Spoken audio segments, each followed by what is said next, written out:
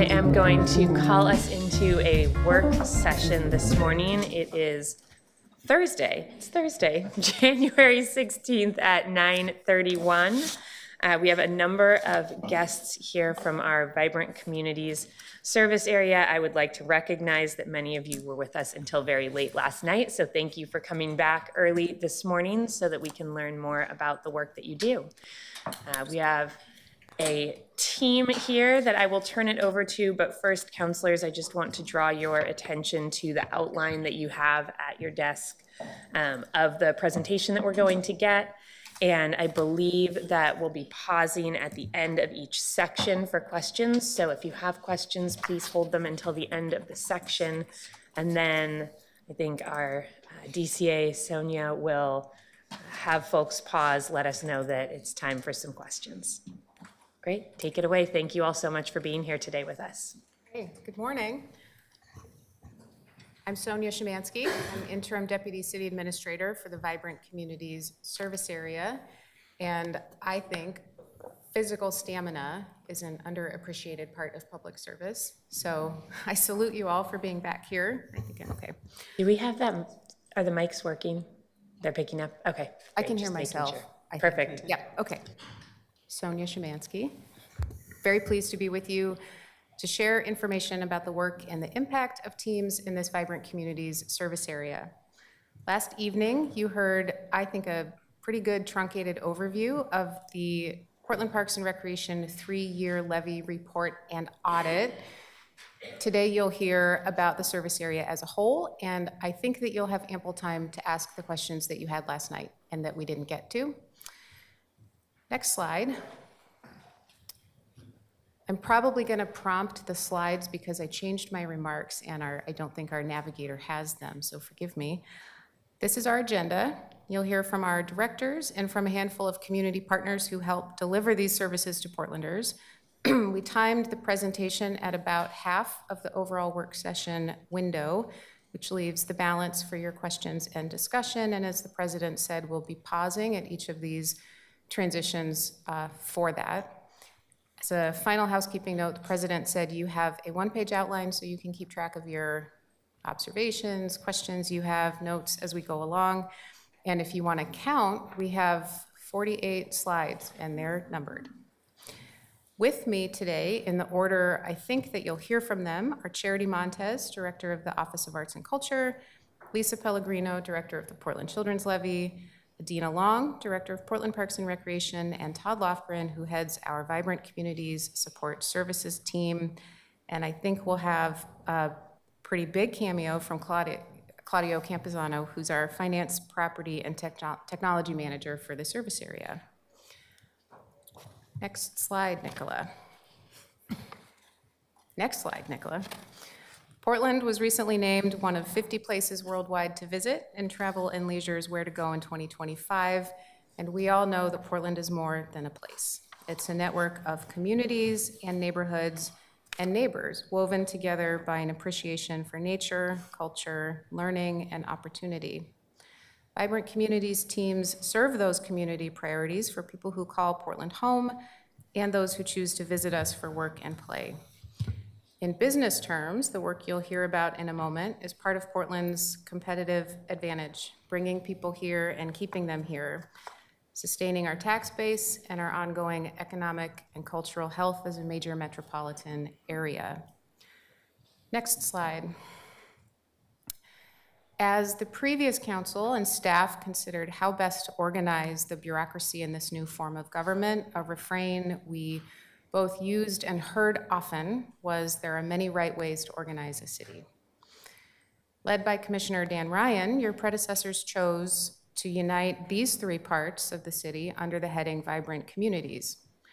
They saw an opportunity to create a hub of human experience, a front door to the capital C city, an engine for community partnerships, and a uniquely high leverage set of programs and services where so much goodwill and community investment finds a home. This is a service area that can be imprinted and guided by your vision of that human experience and of how the city can best partner with community. We began working in this formation last spring, and we took the charge and opportunity of building a service area very seriously. Since then, this leadership team and their leadership teams and their leadership teams have led work to integrate functions and operations across our service area. Strategically aligning resources and expertise is allowing our teams to do more better. Some of that work has been more technical in nature, think finance, accounting, human resources, and real estate. And some has been more art than science, giving us an opportunity to create shared philosophies, priorities, and practices. Think partnerships, performance management, and events and activation programming. Today, business practices and programming across the service area are deeply braided, and they're more efficient and effective for it. I'm going to editorialize just a little bit to say this was, I think, very thoughtful, very organized, and very strategic work with approaches that are scalable and replicable and can be shared with other service areas as they do that work, and can be shared with central teams doing that kind of work citywide. What worked and what we learned while we did it. More on that in a few from Todd. I think now we go to Charity Montez. Great. Thank you, DCA Szymanski. Good morning, Madam President and City Council. I'm happy to be here this morning. For the record, my name is Charity Montez. I use she and they pronouns, and I'm the Director of the Office of Arts and Culture. The Office of Arts and Culture puts arts at the center of public life for all Portlanders by supporting a diverse array of creative expressions. We will continue to enhance and support the arts and culture ecosystem in Portland by overseeing the Portland 5 Centers for the Arts venues, managing the city's public art collection and Percent for Art program, funding individual artists, and coordinating the Arts Access Fund, which supports arts organizations of all sizes and K-5 arts and music teachers across all school districts in Portland. We do this and much more with 6 FTE. The arts are critical to Portland's economy and to the region.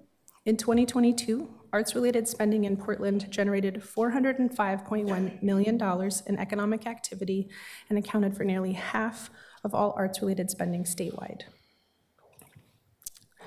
In our short time as an organization, the Office of Arts and Culture has been very busy. Recent highlights include we led development of the 10-year regional cultural plan called Our Creative Future, with 6 other jurisdictions, which the previous City Council unanimously adopted in May 2024. Next up, a Portland Action Plan. We launched our in-house general operating support programs, and to kick that off, we convened all 80 nonprofit arts organizations who receive unrestricted grant funding from the city for the first time, helping to build community among arts leaders. We established new small grants contracts with the Regional Arts and Culture Council, Friends of Interstate Firehouse Cultural Center, and Music Oregon. And that last one marks the first time the city has made direct investments in independent musicians. In summer 2024, we sponsored more than 100 arts activations across the city in collaboration with Downtown Clean and Safe, Music Portland, Prosper Portland, and Urban Arts Network. And as part of the ongoing Portland Monuments Project, we hosted a 2-day monument symposium in October 2024, bringing attendees from across the United States to discuss the intersection of art, history, storytelling, and the role of monuments in public space. Hello, Madam President and City Council. I'm delighted to be here this morning. I'm Lisa Pellegrino. I use she, her pronouns, and I am the director of the Portland Children's Levy. We call it PCL for short, so that's what I'll be referring to in the presentation. PCL is a voter-approved initiative that was first passed in 2002, and it was modeled on similar initiatives in San Francisco and Seattle, and has served as a model for other cities since it was initially passed. PCL has been instrumental in improving the lives of countless children and families in Portland over the last 20 years. PCL's goals are to prepare children for school, support them to be successful inside and outside of school, and to eliminate disparities, racial and ethnic disparities in children's outcomes. PCL's budget supports 50 community-based organizations to provide 86 programs. These grants support positive early development, school engagement and academic achievement, high school graduation, and family safety and stability. Approximately 70% of the children served in PCL-funded programs identify as Black people, Indigenous people, and people of color. We do our work with a team of 8 people, 7.5 FTE. Next slide, please. A few recent highlights for PCL. In May of 2023, more than 70% of Portland voters renewed the Children's Levy for a 4th time, extending funding through June 2029. This past fall, PCL launched a competitive funding round for large grants to commit funds for this new levy period. The funding round is underway, and we are set to wrap it up by the end of this fiscal year. Before starting that funding process, and in response to community feedback, PCL created a community council to provide ongoing input on our policy and funding. This 13-member council reflects the communities served in levy-funded programs.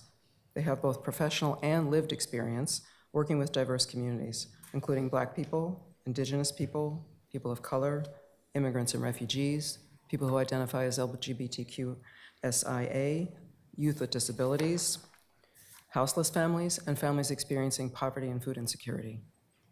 In early 2023, this new community council began meeting to shape our community engagement process that precedes every funding round. Through surveys, focus groups, and interviews, PCL engaged more than 750 people to understand what priority community needs were. Participants engaged in this process in more than 25 languages. This input shaped our funding priorities for this current grant fund that's underway. And then last, in 2020, PCL piloted a small grants fund to improve access to levy funding for organizations that have barriers for applying for government funding, like PCL. Small grants fund recipients have successfully implemented and grown their programs and grown their internal capacity, and now most of them are applicants in our large grant funding process that's happening right now. Our next competitive small grants funding round is set to open in the next fiscal year, 25-26. Hello, Madam President and councilors. I'm Adina Long, Director of Portland Parks and Recreation, and I'm happy to be here this morning. Portland Parks and Recreation gives life and beauty to our city by providing a diverse portfolio of parks, public places, natural areas, urban forest, and recreational facilities used extensively by residents and visitors alike. Portlanders are deeply connected to our services, facilities, and programs. The 2019 Portland Insight Survey conducted by CBO showed that 96% of survey respondents said they visited a city park or natural area in the last year. I want to share a bit about how the Bureau is organized. We have 680 FTE, or full-time equivalents, and another 2,000 plus seasonal and casual employees. Fun fact, we're one of the largest youth employers in Oregon. 4 major divisions do the work of the Bureau. Their managers are here with me today. I'll ask that they raise their hands as I introduce them so that you can put a face to their names. Assets and Development is headed by Lauren McGuire. This is responsible for planning, design, and construction of new and renovated parks, and for assessing and maintaining high-quality built assets for the community. Recreation Services, overseen by Maximo Behrens, is responsible for community and art centers, Sun Community Schools, summer and free meal programs, summer day camps, cultural and community events, aquatics, sports, and teen programs, and services for seniors and people with disabilities. The Portland Tennis Center, Portland International Raceway, and 5 public golf courses are also in Maximo's portfolio. Tanya Booker oversees land stewardship, the division that manages the physical upkeep of developed parks, natural areas, community gardens, and regional trails. Services include turf care, irrigation, and horticultural management, and a variety of public programming like environmental education and stewardship activities. Urban Forestry, led by City Forester Jen Cairo, is responsible for the planning and management of Portland's urban forest, tree planting, proactive and emergency tree maintenance, education and community tree stewardship, implementation and enforcement of Title 11 tree regulations, and administration of the city's advisory Urban Forestry Commission. Let's talk about some recent highlights. Portland Parks and Recreation is ranked the 9th best Parks and Recreation system in the United States by the Trust for Public Land. This is based on acreage, investment, amenities, and equity work. As you heard last night, the park's local option levy continues to support recreation for all, protect and grow nature, care for parks and facilities, and build strong community partnerships. And we recently received a clean, independent audit. Portland Parks and Recreation uses system development charges and other funding sources to address system inequities and make improvements to parks and facilities. Here are just a few examples by district. In District 1, our team completed Gateway Green and Leach Botanical Garden improvements, with Mill and Park Lane parks in construction. District 2 saw improvements to the Columbia Children's Arboretum, and the North Portland Aquatic Center is well underway. District 3 is enjoying a new Errol Heights Park, and Creston Skate Park is underway. And in District 4, we designed and built the Gabriel Park Accessible Playground and performed restoration to the Halpern Sequence, with Steelbridge Skate Park and Darcel 15 Plaza underway. Portland Parks and Recreation has received substantial investments from the Portland Clean Energy Fund to support programs in urban forestry, to plant more trees in low canopy neighborhoods, provide arborist trainee opportunities, and provide better care and protection of our community's trees, and in particular street trees, which historically have been the responsibility of adjacent property owners. In addition, we've received PSEF funding to transition from gas to electric leaf blowers and to make resiliency improvements as we renovate Mount Scott Community Center. Good morning, Madam President and City Council. I'm Todd Lofgren, Deputy Director of Vibrant Community Support Services. As we look at the services provided by Arts and Culture, Portland Children's Levy, and Portland Parks and Recreation, we can see all the ways the service area supports a thriving city and how our work is connected. This graphic shows the initial list of metrics we selected, showing overlap of service and some shared metrics within the Vibrant Communities service area. For example, each Vibrant Communities office or bureau provides grant dollars to partner organizations. Both the Portland Children's Levy and Portland Parks and Recreation provide free meals to Portlanders. Arts and Culture and Parks and Recreation support and present community events. It's exciting to see where our goals and efforts are aligned and think about how we can share expertise, tools, and resources across our teams. DCA Szymanski directed our team to create an online dashboard of key Vibrant Community performance measures to create a space for community and policymakers to find simple, understandable information about our work and our impact.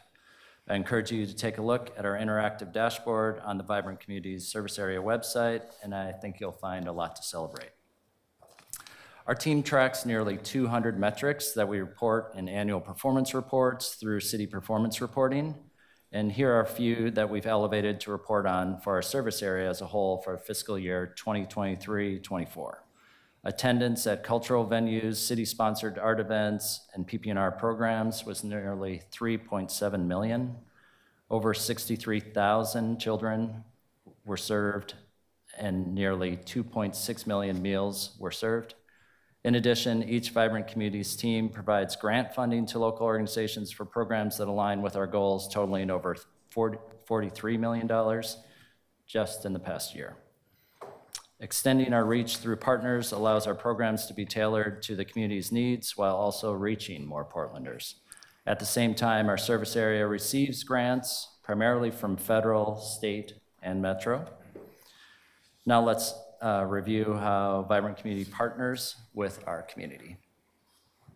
Community partnerships are a unique aspect of our service area. We collaborate with hundreds of partners from nonprofit, public, private sectors to increase our collective impact across our entire portfolio. Community partners include emerging nonprofits to well-established ones, small and large businesses, community groups, individual volunteers, and federal and state and local partners. We have over 965 partnerships in our service area, 750 of them with unique partners. Vibrant Communities has embraced community partnerships as a primary way we do our work. There are a variety of ways we partner with community: grants, sponsorships, philanthropic giving, volunteers, program, and maintenance partnerships.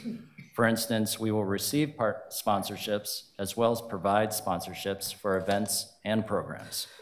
In some cases, sponsors will invest in the city's infrastructure, such as the Portland Trail Blazers and Nike investing in our basketball courts and parks. PPNR has a primary philanthropic partner, the Portland Parks Foundation, and they raise up to about $1 million each year.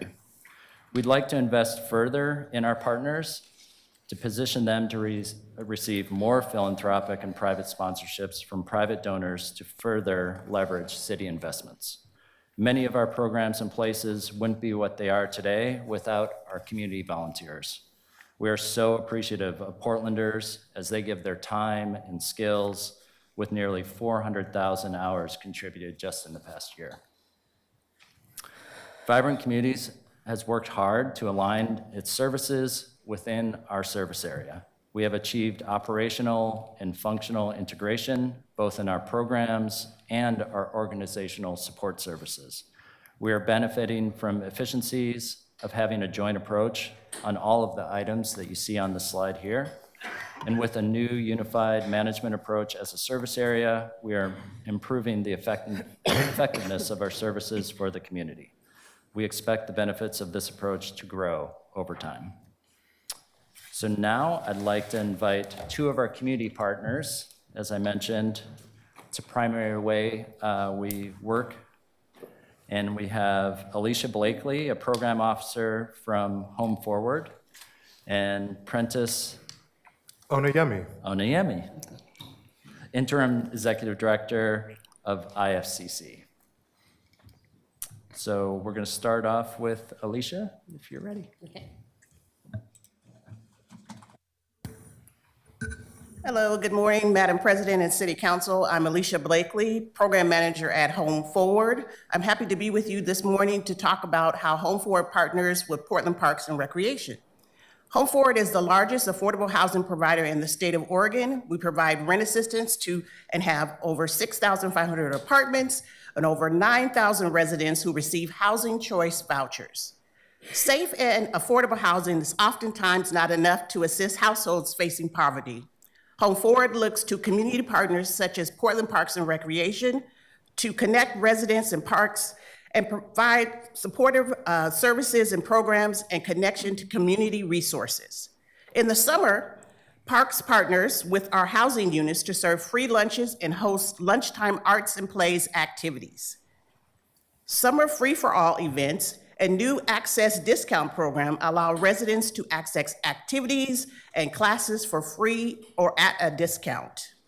The Teen Force is a wonderful program that provides summer employment opportunities for our youth, and community partnership program is connecting our youth to community and helping us support their workforce and leadership development.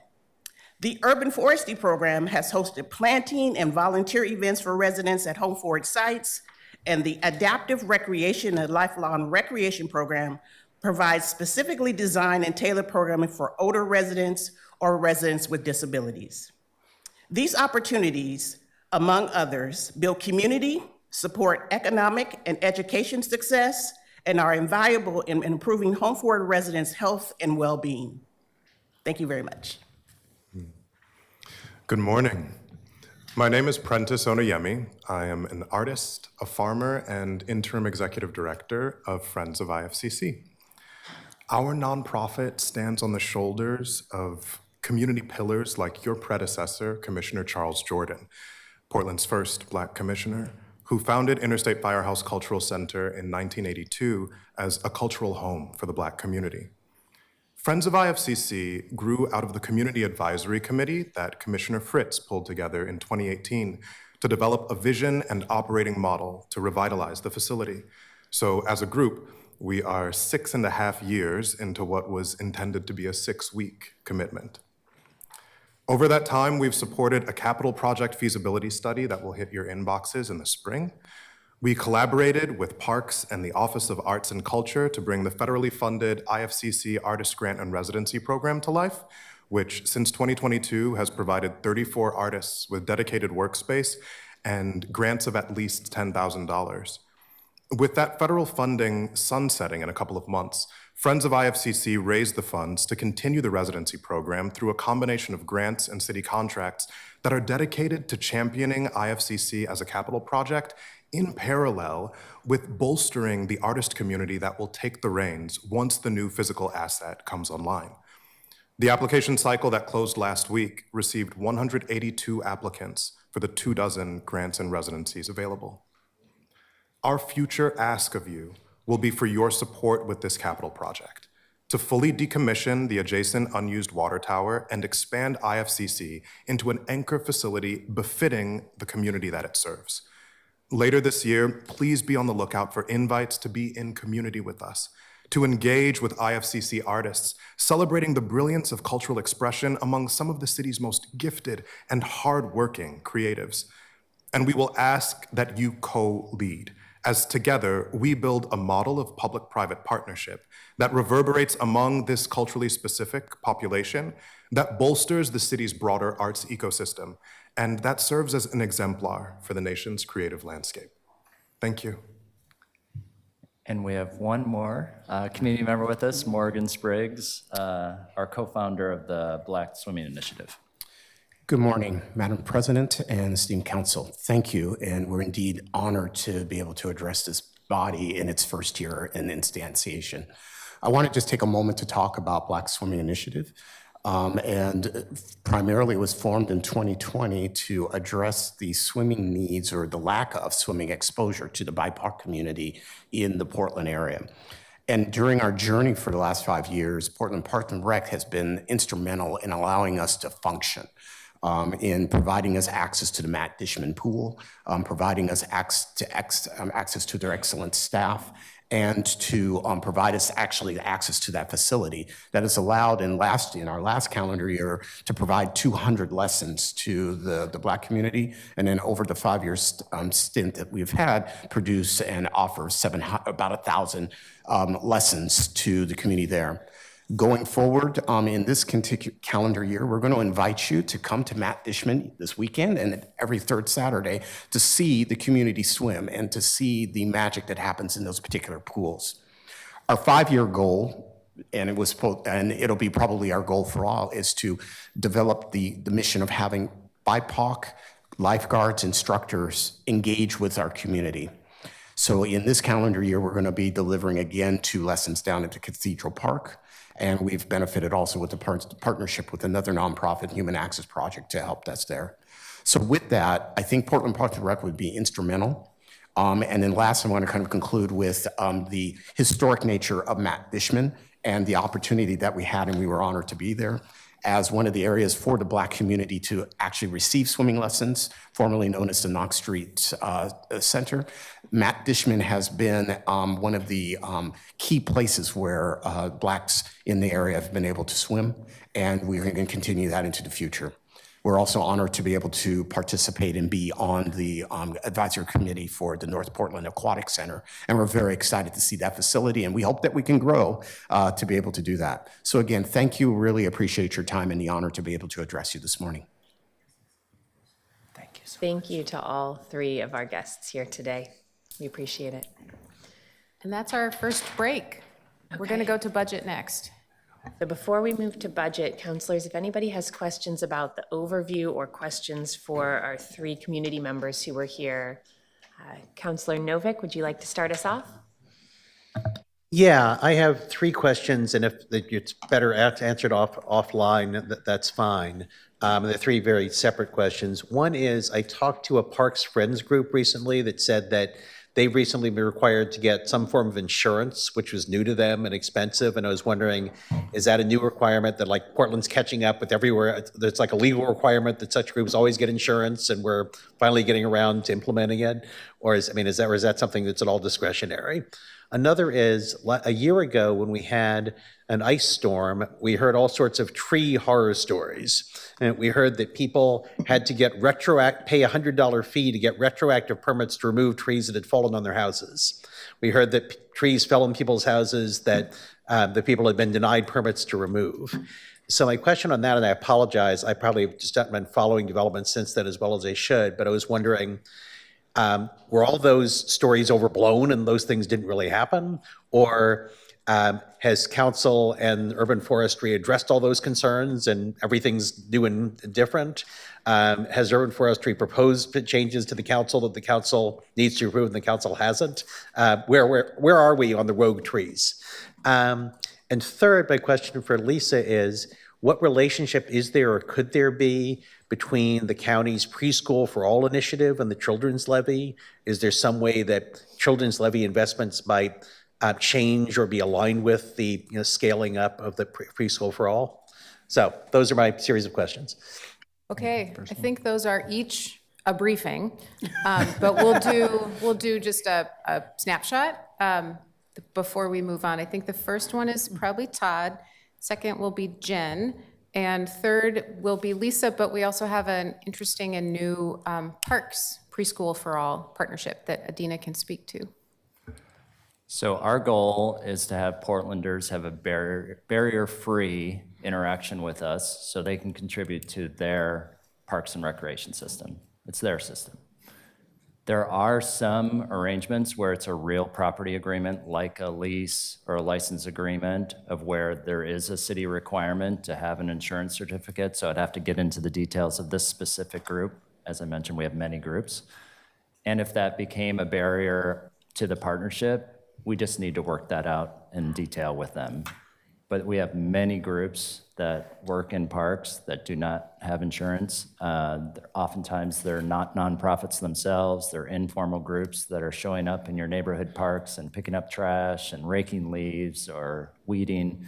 And so I'd be happy to follow up with that group to make sure they have the support they need. And I might know what you're referencing from maybe a month ago. We had some back and forth with a partner, and we do have more details about that. It was largely around communication, so we'll follow up soon. Trees. Good morning, City Council. I'm Jen Cairo with the City Forester. I'm here to respond to Councilor Novik's questions.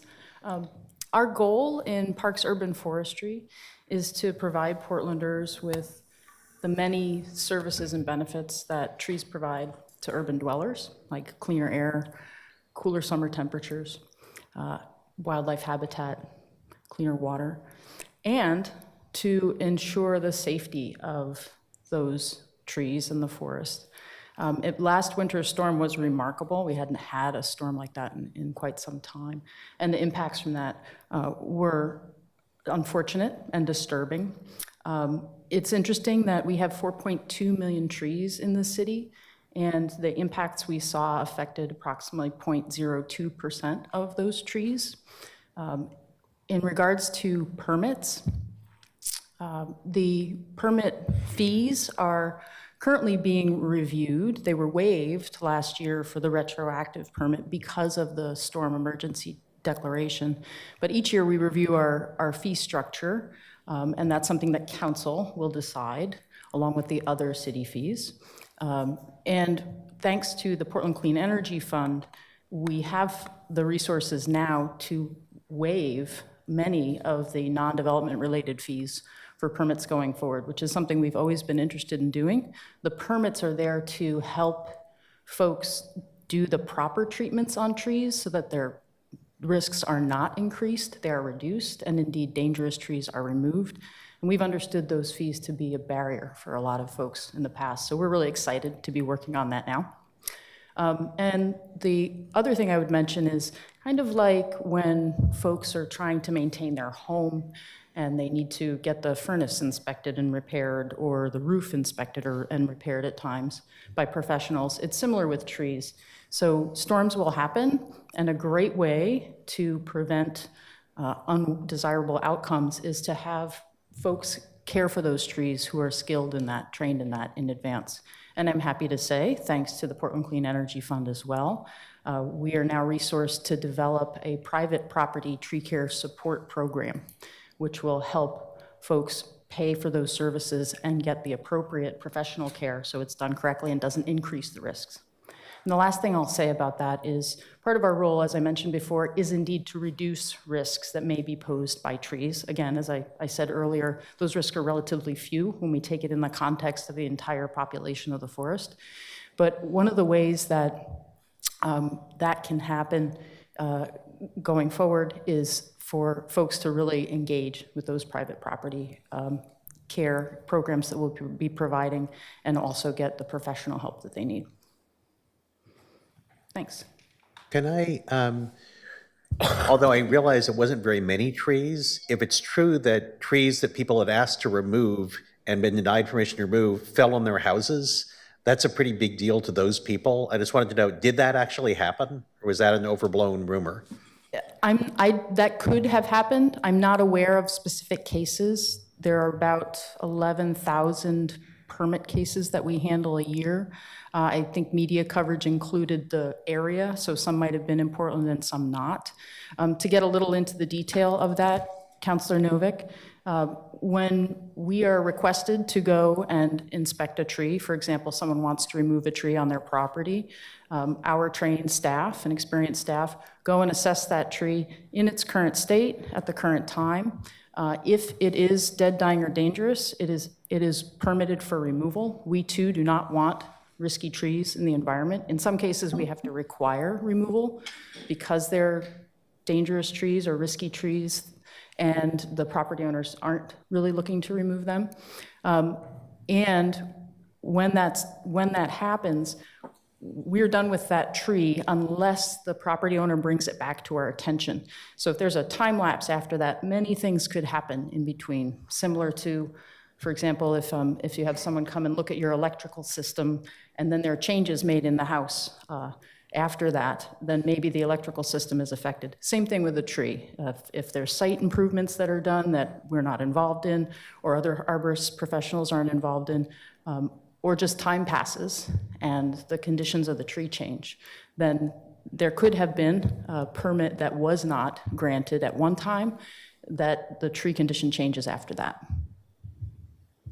Okay, I appreciate that, but I'm just like reading from one of the articles quoting a second article that said that some homeowners were denied permits for removing trees that later fell on their homes, as Gosia Wozniacki reported, and I just would hope that we would follow up with the reporter and learn about those stories and know some specifics about it.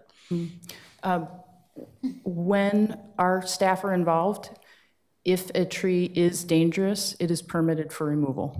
Absolutely. Right, but these apparently were trees that the homeowners thought were dangerous and your office did not. So I just wanted to know if there was follow-up and analysis of those specific instances, if they in fact happened. Where we have city risk claims that have occurred or other things, there is follow-up on those, yes. But what if there weren't city risk claims? What if there's just, I mean, there apparently were real people that said that this happened. And did you call the reporter and say, who were these people? Can we talk to them? We need to figure out what went on. I wasn't here. I have a suspicion that that did not happen. I think your point is well made and well taken. And I offered that we could follow up with you and brief on each or all of these, any or all of them. I'd like to learn more about what we did a year ago and come back to you and share that and get your ideas. Thank you. Thank you, Councilor Novick. Excuse me. Yes, Steve, we did work with Multnomah County to transition all of our preschool providers that were being funded by the Children's Levy to the Preschool for All program. And starting with this funding round, the allocation committee that kind of governs our day-to-day operations and allocation of resources is devoting fewer funds to early childhood because of Multnomah County's investments for preschool, and we will no longer be funding any preschool classrooms. Thank you. Can you touch on the parks conversation about preschool? Certainly.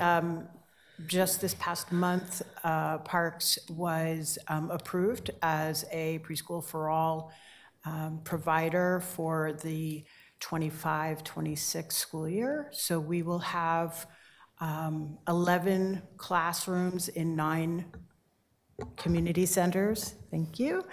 That will be accepting 3- and 4-year-olds into the program. We're really excited. Thank you for all of those answers. Councilor Dunphy. Thank you, Madam President. DCA Schmansky and team, I deeply appreciate you all being here this morning. I am just generally a huge fan of this service area. I think that you all, as we've said specifically, you're the front door to the community. This is the way that outside of an emergency, this is how people interact with their government. And I think that this service area is incredibly important. Because I think it's so important, I have some tough questions for you. Specifically, I have 4 questions. But first, I'm going to start with an anecdote in that my senior year of high school, I performed my first concert at Matt Dishman. That was the first experience I had as a musician, getting in front of people, and it changed the trajectory of my life to where I got here today. So I'm deeply thankful for the community assets that exist for us. But specific to some of the slides, $43 million going out the door to partners. I worry about the deliverables and accountability on the back end of that. Historically, the partnership with RAC was not responsive to the city in terms of where those dollars were going and what grants were looking like on the back end. How has that changed with the new Office of Art? How has it changed within Parks to talk about what we're getting on the back side of those grants? Charity and then Todd. Thank you for the question, Councillor Dunphy.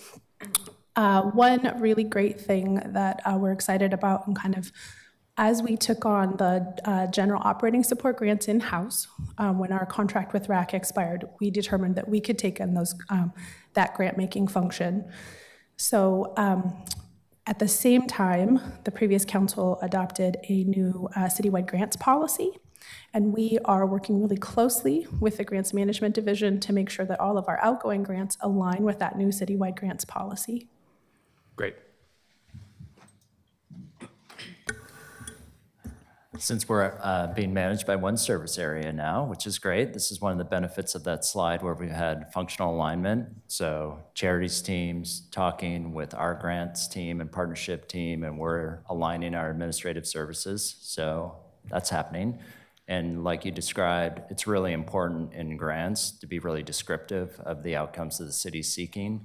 And I'll mention we're doing that on the cash side. As important for parks is our space grants, which we're inviting community members as well as nonprofit organizations to come in and use the spaces that we have for free. So that's been a really important part of our offering. And I'll go up and out just one step briefly with respect to RAC. Councillor Ryan knows this very well, as do you, Councillor Dunphy.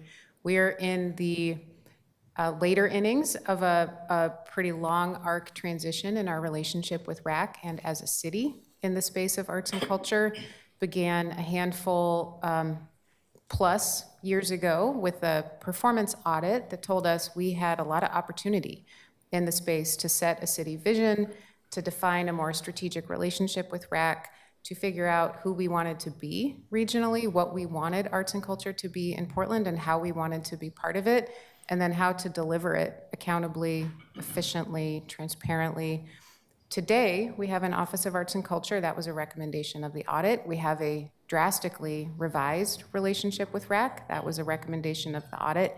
I forget the others, but I know they're done too. And we're at the front end, as Charity said, of building a Portland-specific action plan to carry that work into its next chapter, which is going to provide, I think, a much more clear and positive experience for artists and arts organizations in this community where they touch government. Thank you for the question. It's very true, and I've watched that happening over the last few years, and Councillor Ryan, I also appreciate you for your leadership on this issue specifically, so thank you. That cues up my second question, though, specifically, and I'd mentioned this to you all privately, but I want to ask again, now also that we have the full spectrum. Is there a tension with having so many arts facilities within the parks portfolio when we have an arts office separately? IFCC has always been an important tool, but it has maybe not always been the right fit for parks more broadly. Are those conversations happening, and how are you thinking about those resources? They're absolutely happening, and there are a couple ways to think about that. One is maybe more philosophical, and it's how do you want to nest things, and how do you want to put them together and organize them as a signal to community of what you want them to achieve and deliver. And then there's a more practical, like business alignment conversation to have. What do you want those buildings to do? With whom, for whom, to what level of service and outcome? And where do you put them to do that most effectively and efficiently? One of the benefits of having these two work units together in a service area is they're neighbors in the Portland building. They're in a lot of meetings together and they're talking about that all day long. I don't know the answer to where do they best fit, but I think it's exactly the right question and it's one that we're working on. And I think there's probably a committee that's going to hear a lot more about that as we go. Absolutely. Two last very quick questions. I'm glad that, I don't actually know Vicente's title here, but the head of the Rangers. It's unmistakable. Yeah, I'm glad to hear. I think that the Park Ranger program is an incredible asset that we have in the public safety spectrum. I would love to see it expanded in whatever ways we can, because I've seen those interactions in park spaces be able to de-escalate scary situations for folks, and being a resource for frontline staff within parks as well is an amazing asset. I would, this is not so much a question as I guess a recommendation. I'd love to see the park rangers, I don't know, shifts or territories aligned more closely with the city council districts, so that we can more collaborate on what specific site issues might be, knowing that downtown tends to be the majority of the area where it needs a lot of attention, but we need some help on the east side as well in our parks facilities. And as much as we can to get folks out of trucks and into the community and talking to folks is going to help with some of our broader image as a city and the way people feel in these spaces. So I will accept one last comment that I have spent, as I mentioned, since I was 18 years old, have had a deep involvement with the park system. And I care about the outcomes. And I will just flag that I do think that there are perhaps some structural communication issues between frontline and your leadership. I have heard specifically from a few dozen parks employees about some challenges with middle management specifically, and being able to communicate the actual experience of working in community centers, working in park structures, and having that reflected in the policies and programs that leadership brings forward. So I would just flag that and ask to make sure that's on your radar. And thank you. Yeah, thank you. That work is never done, and I appreciate the reminder. Councillor Green? Thank you. I appreciate the presentation. I'm curious about this this kind of new program for private tree health. Do we have like a good PR campaign for that? Do folks know about that? Because I haven't really heard about that, and I don't think my constituents know about that. It's a big deal in Southwest Portland. My neighbors have had houses completely destroyed by trees, and I think that's going to get worse. And so I'm a firm believer of, if we've got a good program, let's tell everyone about it and let's have them get into it. So I'd like to know a little bit more about any strategies you guys might have for really promoting that. Thanks. Thank you for that, Councilor Green. Director Long will tell you the question. You don't have to memorize, well, the answer, which you don't need to memorize, because we will gather information and we'll send it to all of you so that you have it and your staff have it, and your constituent services folks are able to share it out as well. It's a great point. Sorry, go ahead. No, that's fine. So that portion of the PSEF-funded programs is in development right now. So we are thinking about what the PR looks like, what the education looks like, absolutely. And in fact, there's somebody who will be on staff who will focus on that specifically. And when we're ready to roll, we will certainly want to have a conversation with all of the districts and think about how best to share that information with the community. Councillor Canal. Thank you, everyone, for being here. I first just wanted to say I'm gonna have two questions for now, and I might have more later, especially on the Rangers program. I know you have slides on that coming up. So they're both related to the recreation side and the part that's not classes. And I'll start, I think, Todd, with the first one, I hope. So insurance requirements, as Councilor Novick brought up, are a concern for me too. I had an event in July at Lillis Albina Park. I've booked similar events when I lived in other cities or been part of those conversations, and our requirements are significantly higher than I've seen in some other cities. And I wanted to understand why that is the way it is. And I also just want to suggest moving away from the response model, which is that we can fix this problem for one group, and look at how do we fix the insurance requirement problem for everybody. Because as I think Councilor Green alluded to, sometimes you do a really great job, but you just can't show everybody it. And so having that first thing you see on a website being high, or the first quote you get from when you're trying to book a place be high. And then I think that I'll just ask the other question now as well. Are we moving towards a system where you can call a single location to book any community center? Right now, I believe you have to call each individual community center to see if you have a time and a place and what you want your event to be, but you're flexible on location. And I think there's, as last I saw, there's limited to no ability to say, I need a space on this date at this time, what community centers are available. I'm just curious if that is the goal long term. I'll jump in. Sounds good. So in the city of Portland, risk management, the city attorney's office advise Portland Parks and Recreation, our service area and bureaus, about insurance levels and insurance requirements, and the kind of approvals of those actually ultimately go back to the city attorney's office. So that's the general guidance. But then bureaus have the business decision of where to apply those and how. And I think there's work to be done here. You're experiencing it personally as a city. We need to make more collective decisions around the risk that we're willing to take as a city, not as individual bureaus, not as individual program managers. So I think there's work to be done there.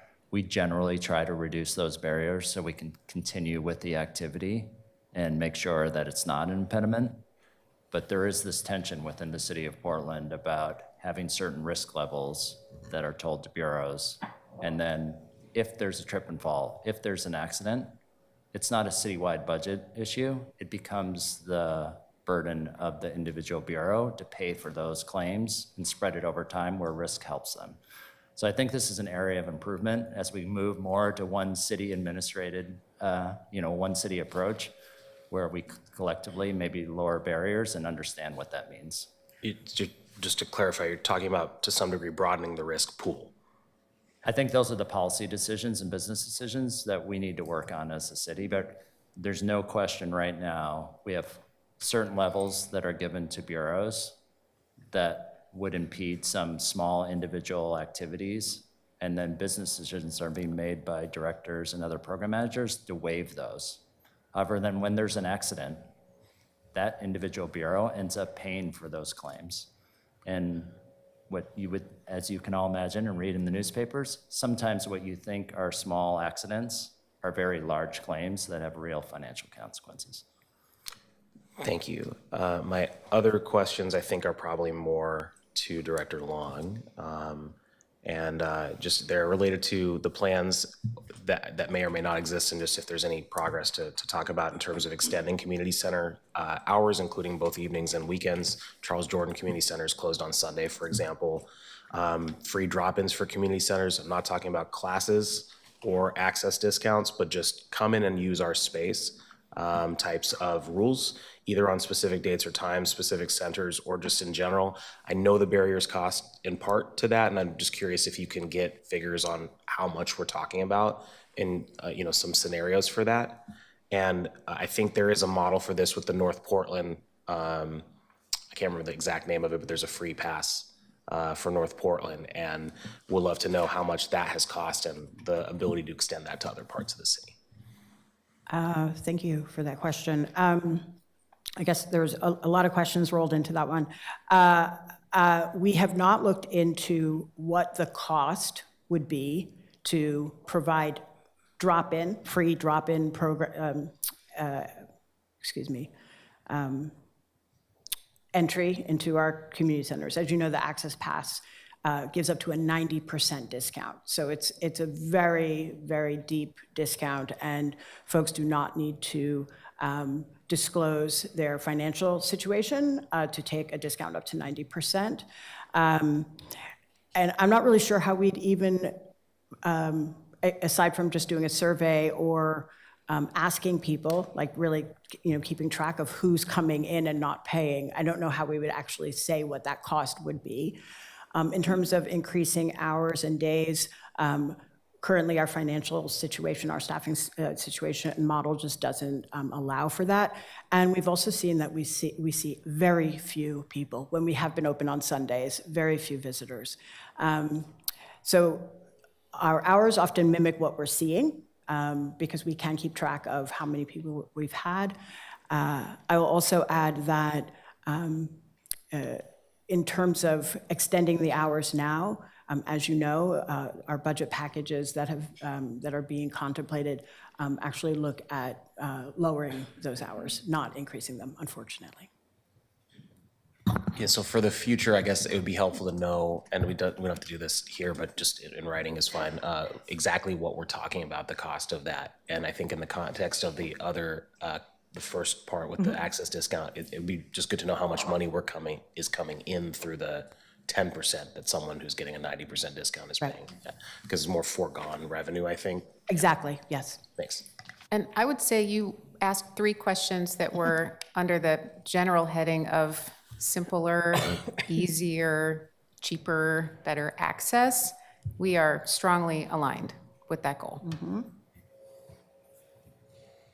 Just a reminder, counselors, we have 3 other sections. Yes. This is a good opportunity for the broad questions, but we are going to get a deeper dive, it looks like, on budget and some of the specific outreach to community a little later in the presentation. Counselor Zimmerman? Yeah, I think that was going to be the cue I made. I think I'm going to hold. I have a lot of questions, but I'm going to hold until we get through the rest. I'd like to see what comes out of the rest, but thanks. Counselor Clark? Thank you, Madam Chair. I'll just really quickly, and maybe we're going to get to this later, but the rangers, are they paid for by the levy? They're general funded. Or they're general funded, okay. And just I don't know if this is the right time to ask this, but I would ask Sonia, you talked a little bit about, you've had this service area now, what, for 6 months or maybe more. And you mentioned, and Todd mentioned, some of the functional alignments. And I just wanted to ask you a 50,000-foot question about the lessons that you've learned and what you're sharing with the other service area DCAs. Can you give us some more examples of those functional alignments and maybe some savings that come with those? Briefly, and then I'd love to talk to you more. This has been a really interesting and exciting part of the work. DCAs meet regularly for long periods of time. And one of the things we do is we report out on what we're up to. So I've been really happy to share as we've gone, where we're looking, what we're finding, what we're doing, how it's going. So I would say that we as a group we have really good visibility into what others of us are doing. We have adopted, when we started working in this formation in April, we had a long working session as a leadership team and identified dot connecting as a motif for our work. And we were really intentional about looking for ways that our programs, our priorities, our funding, our goals overlap, and leaning into that. And not in a particularly prescribed way, but we just kept our heads up and our eyes open for when those connections appeared. And we would pause and we would talk about, oh, you have a program, you have a scheduling issue, and you've got a scheduling issue with that same person in your programming. And how can we work through that? You have a communications need, and so do you. And maybe you don't need 2 people, maybe you need 1. And you don't know how to do that complicated financial thing, but they do. Maybe they could do it for you. Some of it was bite-size rewiring and partnering like that. Some of it was bigger, and it was in the form of more formal projects with project managers. Examples of that include constituent relations and communications. How do we think about that and do that as a service area with one philosophy toward one goal? We did that with partnerships, and we did that with performance management. And it's leading to structural changes, operational changes. We have a dashboard that's great. I'm thinking of time. Maybe that's good for now. Did I answer all the parts of that? I really appreciate that, and I think that's going to be an important conversation going on, what we're learning and where we're finding efficiencies. And I look forward to hearing more about that from you. Thanks. Thanks for asking. Counselor Ryan? Yeah, first of all, sorry I was late. I was at the police promotions. I know there were a couple other counselors there. You don't linger as long and you probably walk faster, so way to go. I also want to say how much I just miss seeing all of you. It's okay if you don't miss me. It's probably like when kids go off to college, they're fine, but the parents are sad. Maybe a little bit of that. I want to start off by saying I'm so proud of the integration. Like, when we were building these work areas, the goal was to find those natural dot connections, as you mentioned, D.C. Szymanski, and you all just took off and really made those happen.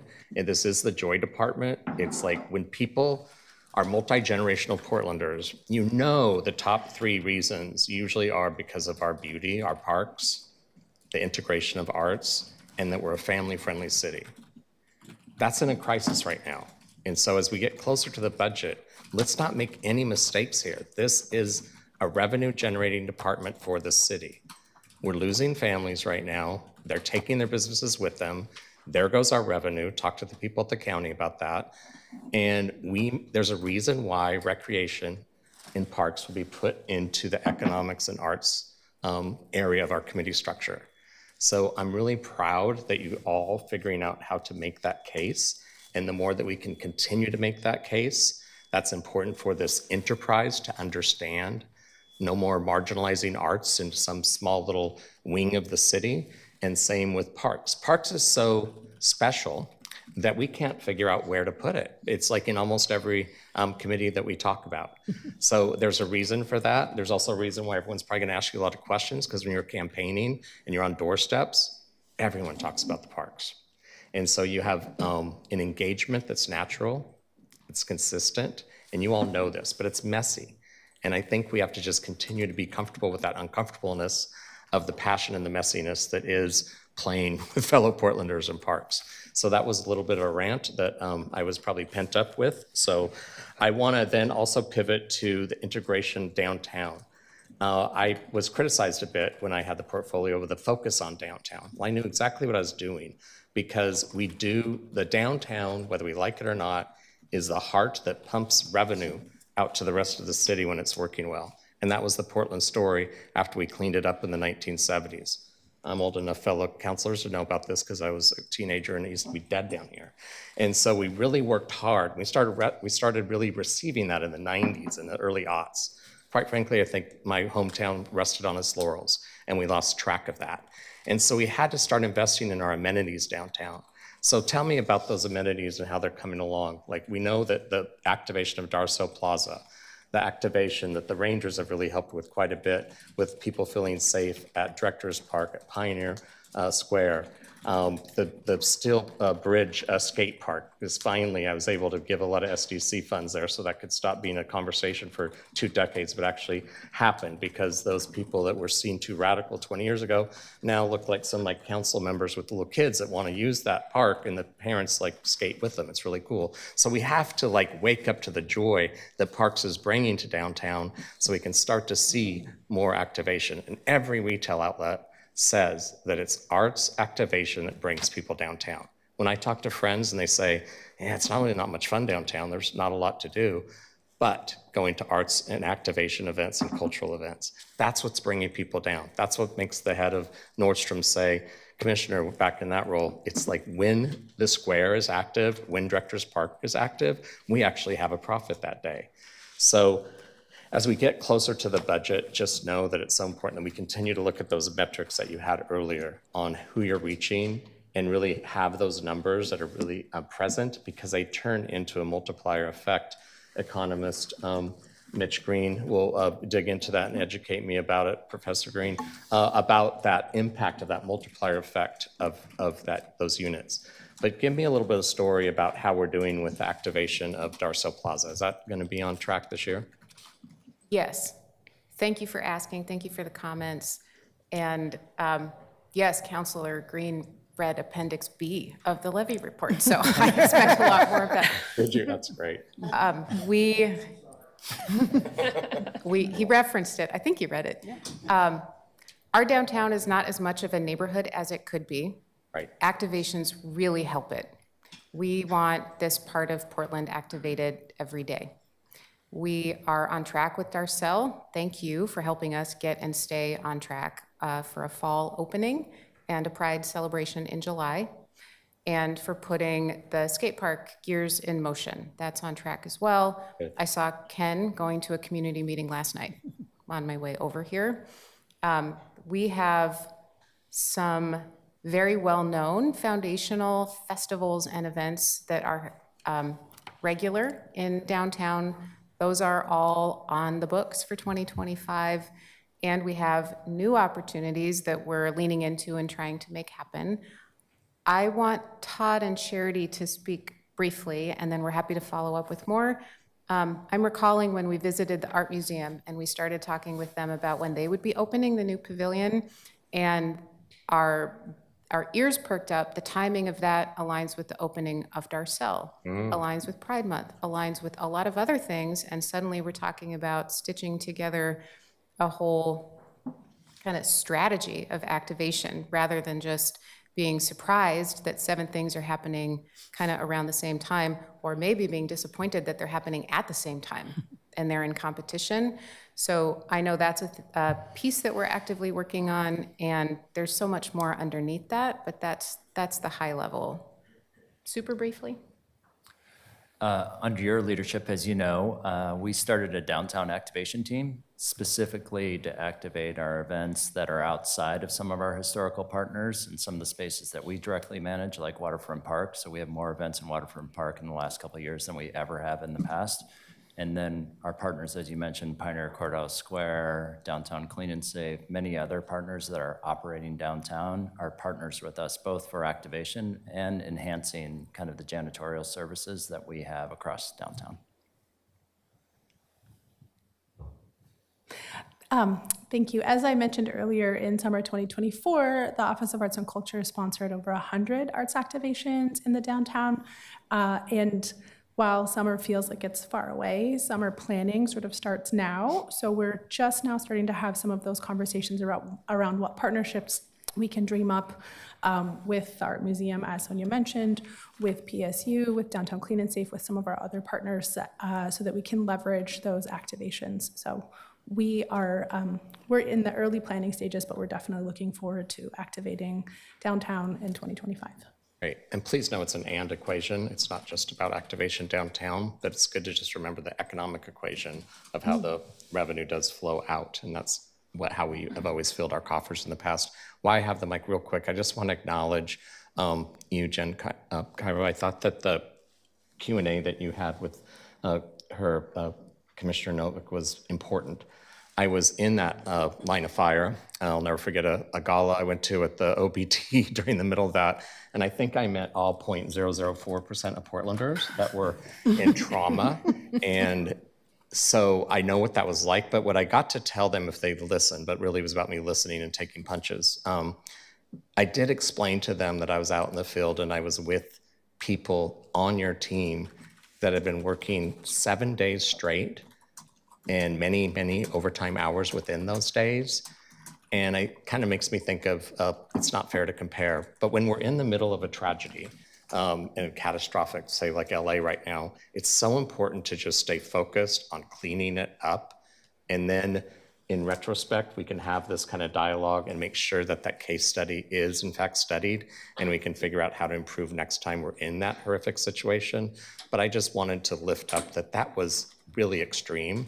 And it was a tough time. And I thought the people that I met on your crew handled themselves very professionally and very loyal to staying focused on the work, and probably sacrificed a lot to work so many hours during that period of time. So thank you.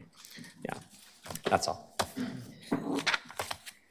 Councilor Green, and then I think we get back to the budget. Thank you, Madam President, and I'm mindful of your suggestion that we kind of stay focused, but I can't resist. I want to go back to what Councilor Canal raised about the insurance issue, because I think that's really worth knowing a little bit more about. So my question is, do you have plans to think about maybe a potential policy approach or change that's different than maybe what the sort of like default risk management opinion is? Like, is that a work stream that you were thinking about maybe developing? I can go there. Yeah. We already have that. So right now, the directors will waive insurance on a case-by-case basis based on our historical practice. And we're doing that at the bureau level. And that's where my comment comes is, I think there's room for us all to grow as a one city approach of where we could make a broader policy choice if there's certain types of events across the whole portfolio of the city that you wouldn't have to have one-off decisions being made by directors. And so I think there's some room for us to grow as a city. But right now, we bring those to directors on a case-by-case basis. They're getting waived. So the answer is yes and no, because yes, but it's case by case. And I'm hearing you really clearly asking about policy and standards. I was briefed on something a few weeks ago that I think might put some more color on this answer, but I'd like to go refresh my memory on it and share more with you. I think the answer is yes. I think we have things in development and on the books that treat applications by class, by category, rather than individually. So we'll come back to you with more about that. Thank you for that. And just to follow up, because my, Councilor Ryan, who I'm, privileged to share a gavel with on the Arts and Economy Committee, I think hit the nail on the head, which is that the fundamental issue is that we have families leaving Portland. They are taking their property tax revenue with them, which is creating this sort of death spiral. We need to make it really as easy as possible to activate our spaces. I would really invite, when we set our agenda, to sort of bring up and invite you guys to participate in a kind of roundtable on sort of overhauling that risk management approach. Because I get really anxious about kind of the user fee approach, our heavy reliance on user fees, because that does create barriers. There could be a better way, maybe there's not, but that's something this committee is going to be for. So that's my invitation to you guys. Thank you. I think we're back to you all for presentation. Thank you. Okay, budget. Go ahead, Todd. All right, Claudio Camposano, our Finance and Property Technology Manager, will overview the budget for us. Great. Thanks, Todd. Good morning, Madam President and City Council. As Todd said, my name is Claudio Camposano, Finance, Property, and Technology Manager for Vibrant Communities. And I'm going to walk you through the budgets of the component bureau and offices of that service area. On each of the following slides, we'll talk about the sources of revenue and how we use it to deliver services to the community. We'll start with the Office of Arts and Culture. Arts and Culture is multi-funded with sources including general fund, that large greenish slice at $4.4 million, and the city's portion of the Arts Access Fund tax, or the arts tax. That's the largest component of the yellow 3.5 million slice. So note that the arts tax funds more than just the city arts portion. Per city code, Revenue Division, Revenue Division disperses funds to all 6 school districts, and that comes directly from the Revenue Division. As with the Children's Levy, the Arts Access Fund carries over a balance of obligations across fiscal years. So the $1 million of PSEF that you see here, Portland Clean Energy Fund, is a contribution to the Arlene Schnitzer Concert Hall roof and cooling tower. That's a one-time allocation, and these funds will be passed through to Metro to perform that work. So finally, it's worth noting that the Percent for Art program is not currently budgeted in this arts and culture budget. That program requires that capital projects built by city bureaus dedicate a percentage of costs to art. And that funding has historically gone to a third-party service provider, and it came directly from the capital bureaus, and that is transitioning this year. The actuals are already coming into this fund, but are not yet included in the budget, and we'll be updating that later in the fiscal year. But we anticipate that budget to be about $1 million. Sorry? No. So the expenses on the right are relatively straightforward. The personnel services costs are the 6 FTE that Charity mentioned earlier, and the bulk of expenses are external materials and services. and they're largely for funding of individual artists and arts organizations, as well as managing the city's public art collection. So this next slide shows similar information for the Portland Children's Levy, revenues on the left, expenses on the right. For revenue, where you see two big pie slices, this is all really one revenue source. It's the local option levy that Director Pellegrino discussed earlier. It's in its fourth levy renewal right now. The big yellow slice shows what we budgeted to receive in taxes in the current fiscal year, about $23.7 million. Because of the nature of the grant cycle, not all funds are spent in the year in which they're earned. This means that funds often carry over, so that blue slice is balance coming into the current fiscal year, about $10 million. So there's a tiny slice of cash transfers that actually comes from the Parks Levy, which we'll talk about in a moment. This funding makes the Children's Levy whole for the tax compression created by the Parks Levy. So on the right, you see how the funds get spent, and the vast majority is going out the door to grantees, as Director Pellegrino mentioned. And besides this, direct service staff makes up about $1.5 million, that little dark blue slice.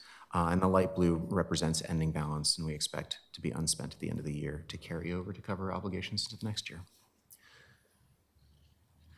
So Portland Parks and Recreation gets a little more complicated, so I broke it into two slides, one for revenues, one for expenses. Portland Parks and Recreation budgets in 9 different funds based on the color of money. This chart combines 8 of those 9, excluding only capital, which we'll discuss on another slide. Starting with beginning balance on the top right, this is, as we discussed with previous funds, the amount that carries into the current fiscal year. Of the $72.9 million total you see here, about $49 million is Parks Levy balance. The Parks Levy was passed in 2020. Collections began in 2021, and this November, next fiscal year, will be the last year of collections. Over the first 2 years, we built up balance as operations ramped up. Last year, the third year, we spent about as much as we took in and were able to reach full service levels at current Parks Levy supported funding levels. And we plan on spending down the remaining balance over the last 2 fiscal years of the levy. The other components of beginning balance are in our enterprise funds, Golf and Portland International Raceway, as well as a variety of smaller special revenue funds like the Tree Planting and Preservation Fund. The next big slice as we go around the pie is the yellow general fund discretionary slice. These funds are received from the general fund and represent a blend of property taxes, business license taxes, and a variety of other general fund sources. This is our most flexible resource, and along with the Parks Levy, funds the core services like urban forestry, as we talked about, care and maintenance of parks and natural areas, and recreation services. Let me just make it a little closer. Is that better? All right. Usually talk too loud, sorry. Sounds like. All right. So taxes, the next slice, is all Parks Levy. Other revenue is a very diverse mix of resources, so probably best covered in detail in another point. And the biggest component of that grant slice is $12.5 million state grant for the new North Portland Aquatic Center. Service charges and fees, that's a mix of recreation services charges at community centers, camps, et cetera. That makes up about 1/3 of the $35.1 million you're seeing there. Golf represents about $15 million of that figure. The Raceway, Portland International Raceway, is about 2.5, and the remainder is largely parking, and that's mostly at Washington Park. Finally, there's the Portland Clean Energy Fund. As you'll see in a moment, when we get to expenses, most of this amount will not be spent in the current fiscal year. This allocation covers a 5-year period. Each year, we'll draw down a portion of it for eligible expenditures. A few things to note about this information. First, the Parks Levy Fund reimburses the general fund, so we backed out all interfund transfers to avoid double counts. And second, Vibrant Community Support Services, Todd's program, was created out of the central administrative functions of Portland Parks and Recreation, and that transition is still underway from a technical budgetary perspective. So the figures you're looking at here are both Parks and the Vibrant Community Support Services. So moving on to expenses. As you can see, the biggest slice of our expenses are in personnel. I'll note that while the chart says 40%, that is a bit of an understatement since we're carrying over that big PSEF balance, the clean energy balance that I mentioned. Without ending balances included, staff costs make up about half of our total annual expenditures. And those are the folks cleaning restrooms, picking up trash, dealing with downed trees in the right-of-way, maintaining 11,000 acres of natural areas, et cetera. The next big slice is external materials and services. In addition to people, it takes equipment and supplies to provide all that service.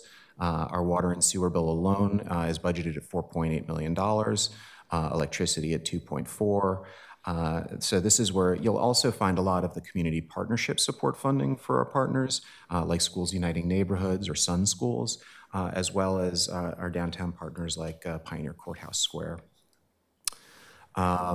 Internal materials and services, as the next slice, is largely what pays for other bureau services, particularly procurement, city fleet, facilities, technology services, and city risk or insurance. So I mentioned that I was excluding the capital fund in these figures. The capital outlay amount that you see here is outside of that capital fund. It's roughly 50-50 PSEF funding for Mount Scott renovation and the state grant that I mentioned for the North Portland Aquatic Center. So rounding things out is ending balance beside the $21.3 million of local option levy. The vast majority of this 82.9 is the carryover of PSEF, as I mentioned. Most of the allocations we've received are 5-year amounts, but we manage that balance. We manage that balance per guidance from the PSEF staff. So finally, a quick summary of our capital program. The single largest source we have in the capital program is system development charges, which are mostly represented here in blue. These are fees that are charged to developers for new commercial and residential units to ensure that we can continue to build out the parks, natural areas, and community facilities to meet the demands of that growing city and simultaneously close existing service level gaps, particularly in East Portland. Said another way, a new unit means new capacity for a bigger population, which adds demand for our services, and SDCs are our way of creating that new supply to meet that new demand. We collect these resources under provision of state law that strictly limits their use for the development of new capacity, and really that's the nexus, the justification for charging those units. So SDCs during the most recent development cycle topped out at a little over $40 million annually. This year, halfway through the year, we've collected less than $2 million. So as you can see, the economic cycles really impact that resource. So what you're seeing here is largely the blue is largely the construction of those projects approved through that last economic cycle, including the North Portland Aquatic Center, which makes up a big portion of that blue. But there is currently very little anticipated in out years due to the decline of incoming resources. It's important to note that this picture is not just resources to build out the new parts of the system, it also represents the resources we have to maintain the system. Those are those orange bands largely. But therein lies one of the biggest challenges. We're currently funded with about $5 million annually from the general fund to take care of the major maintenance of the system, and that system has a value of over $2 billion and growing. So that's led to a large and growing deferred major maintenance backlog that's estimated at about $600 million, the consequences of which are being felt more acutely each year as assets decline and fail, resulting in service impacts for Portlanders. Obviously, we're not alone on that issue. Underfunding of infrastructure maintenance is an issue across the U.S. And frankly, across the city of Portland's assets. So it's another issue that we'll look forward to working with this new council on in coming years. Okay, that's the budget section. So this is our next break and a little bit of wayfinding.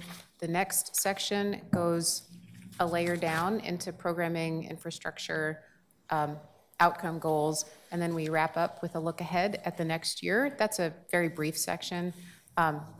So that's where we are. And I think it's about 11. It's just about 11. We've got another hour. Why don't we do any budget-specific questions now, and then maybe we can save questions from the last two sections to the end if that wrap-up section is pretty short. Councillor Clark?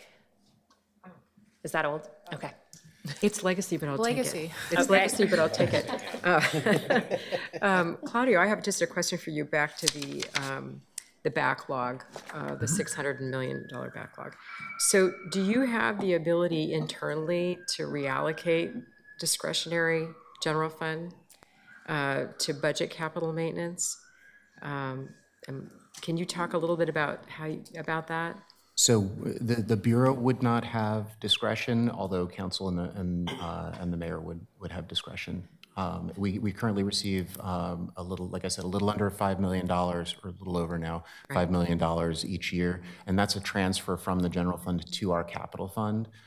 So any change in that allocation or moving funding that comes directly to Parks operating fund to that capital fund would be a decision for council. Okay.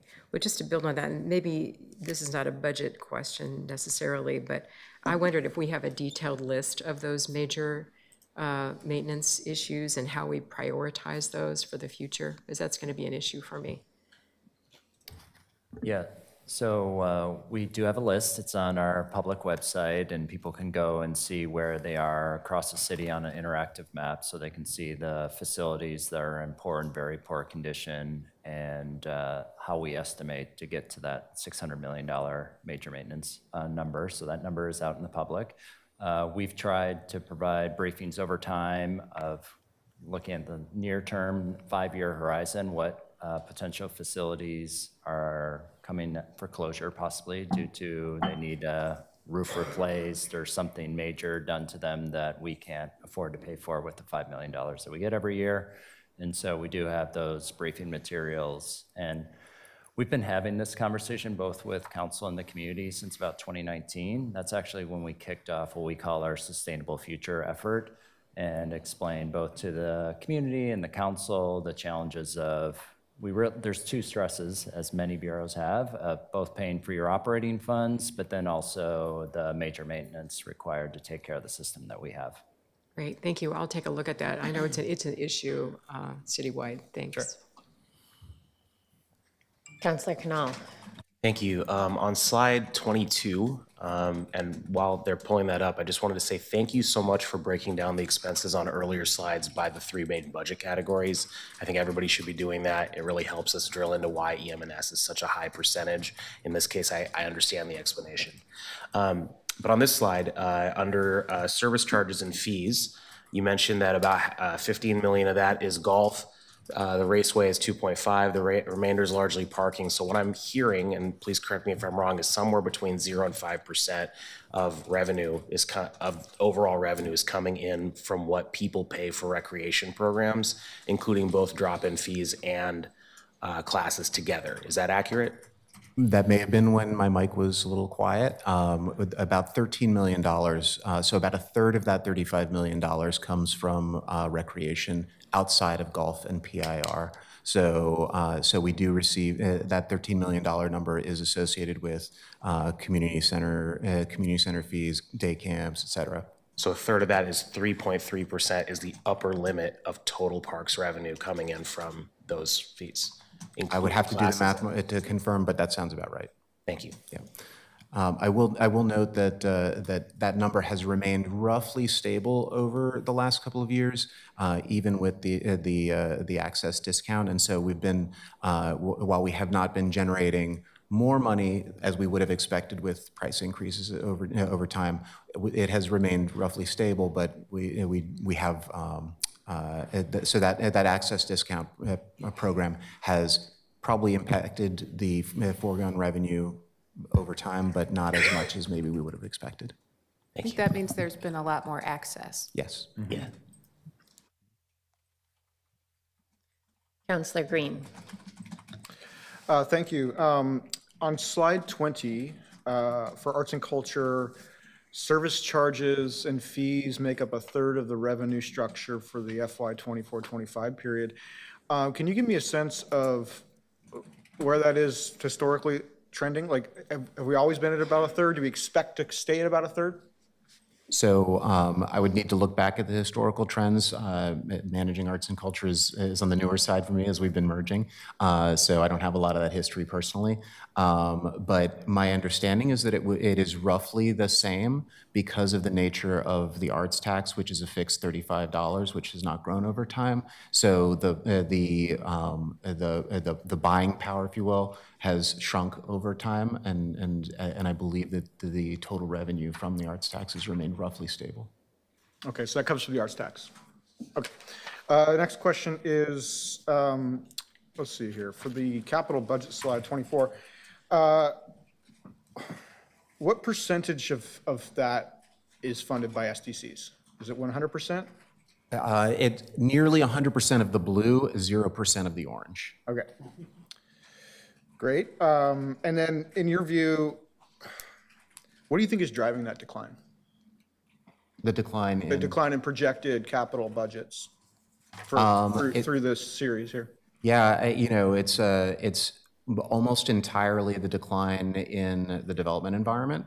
I sit on, I'm allowed to listen in on the Portland Permitting and Development group as they work through their revenue projections, and they've got a series of experts who help them understand the nature of the development environment. And it does sound, and I'm no expert in development, but from listening into them, it does sound like we have not been seeing a lot of new starts. We probably will not see a lot of new starts for a period of time to come. And so that's driving our projections, which are based off of numbers that we receive from Portland Permitting and Development.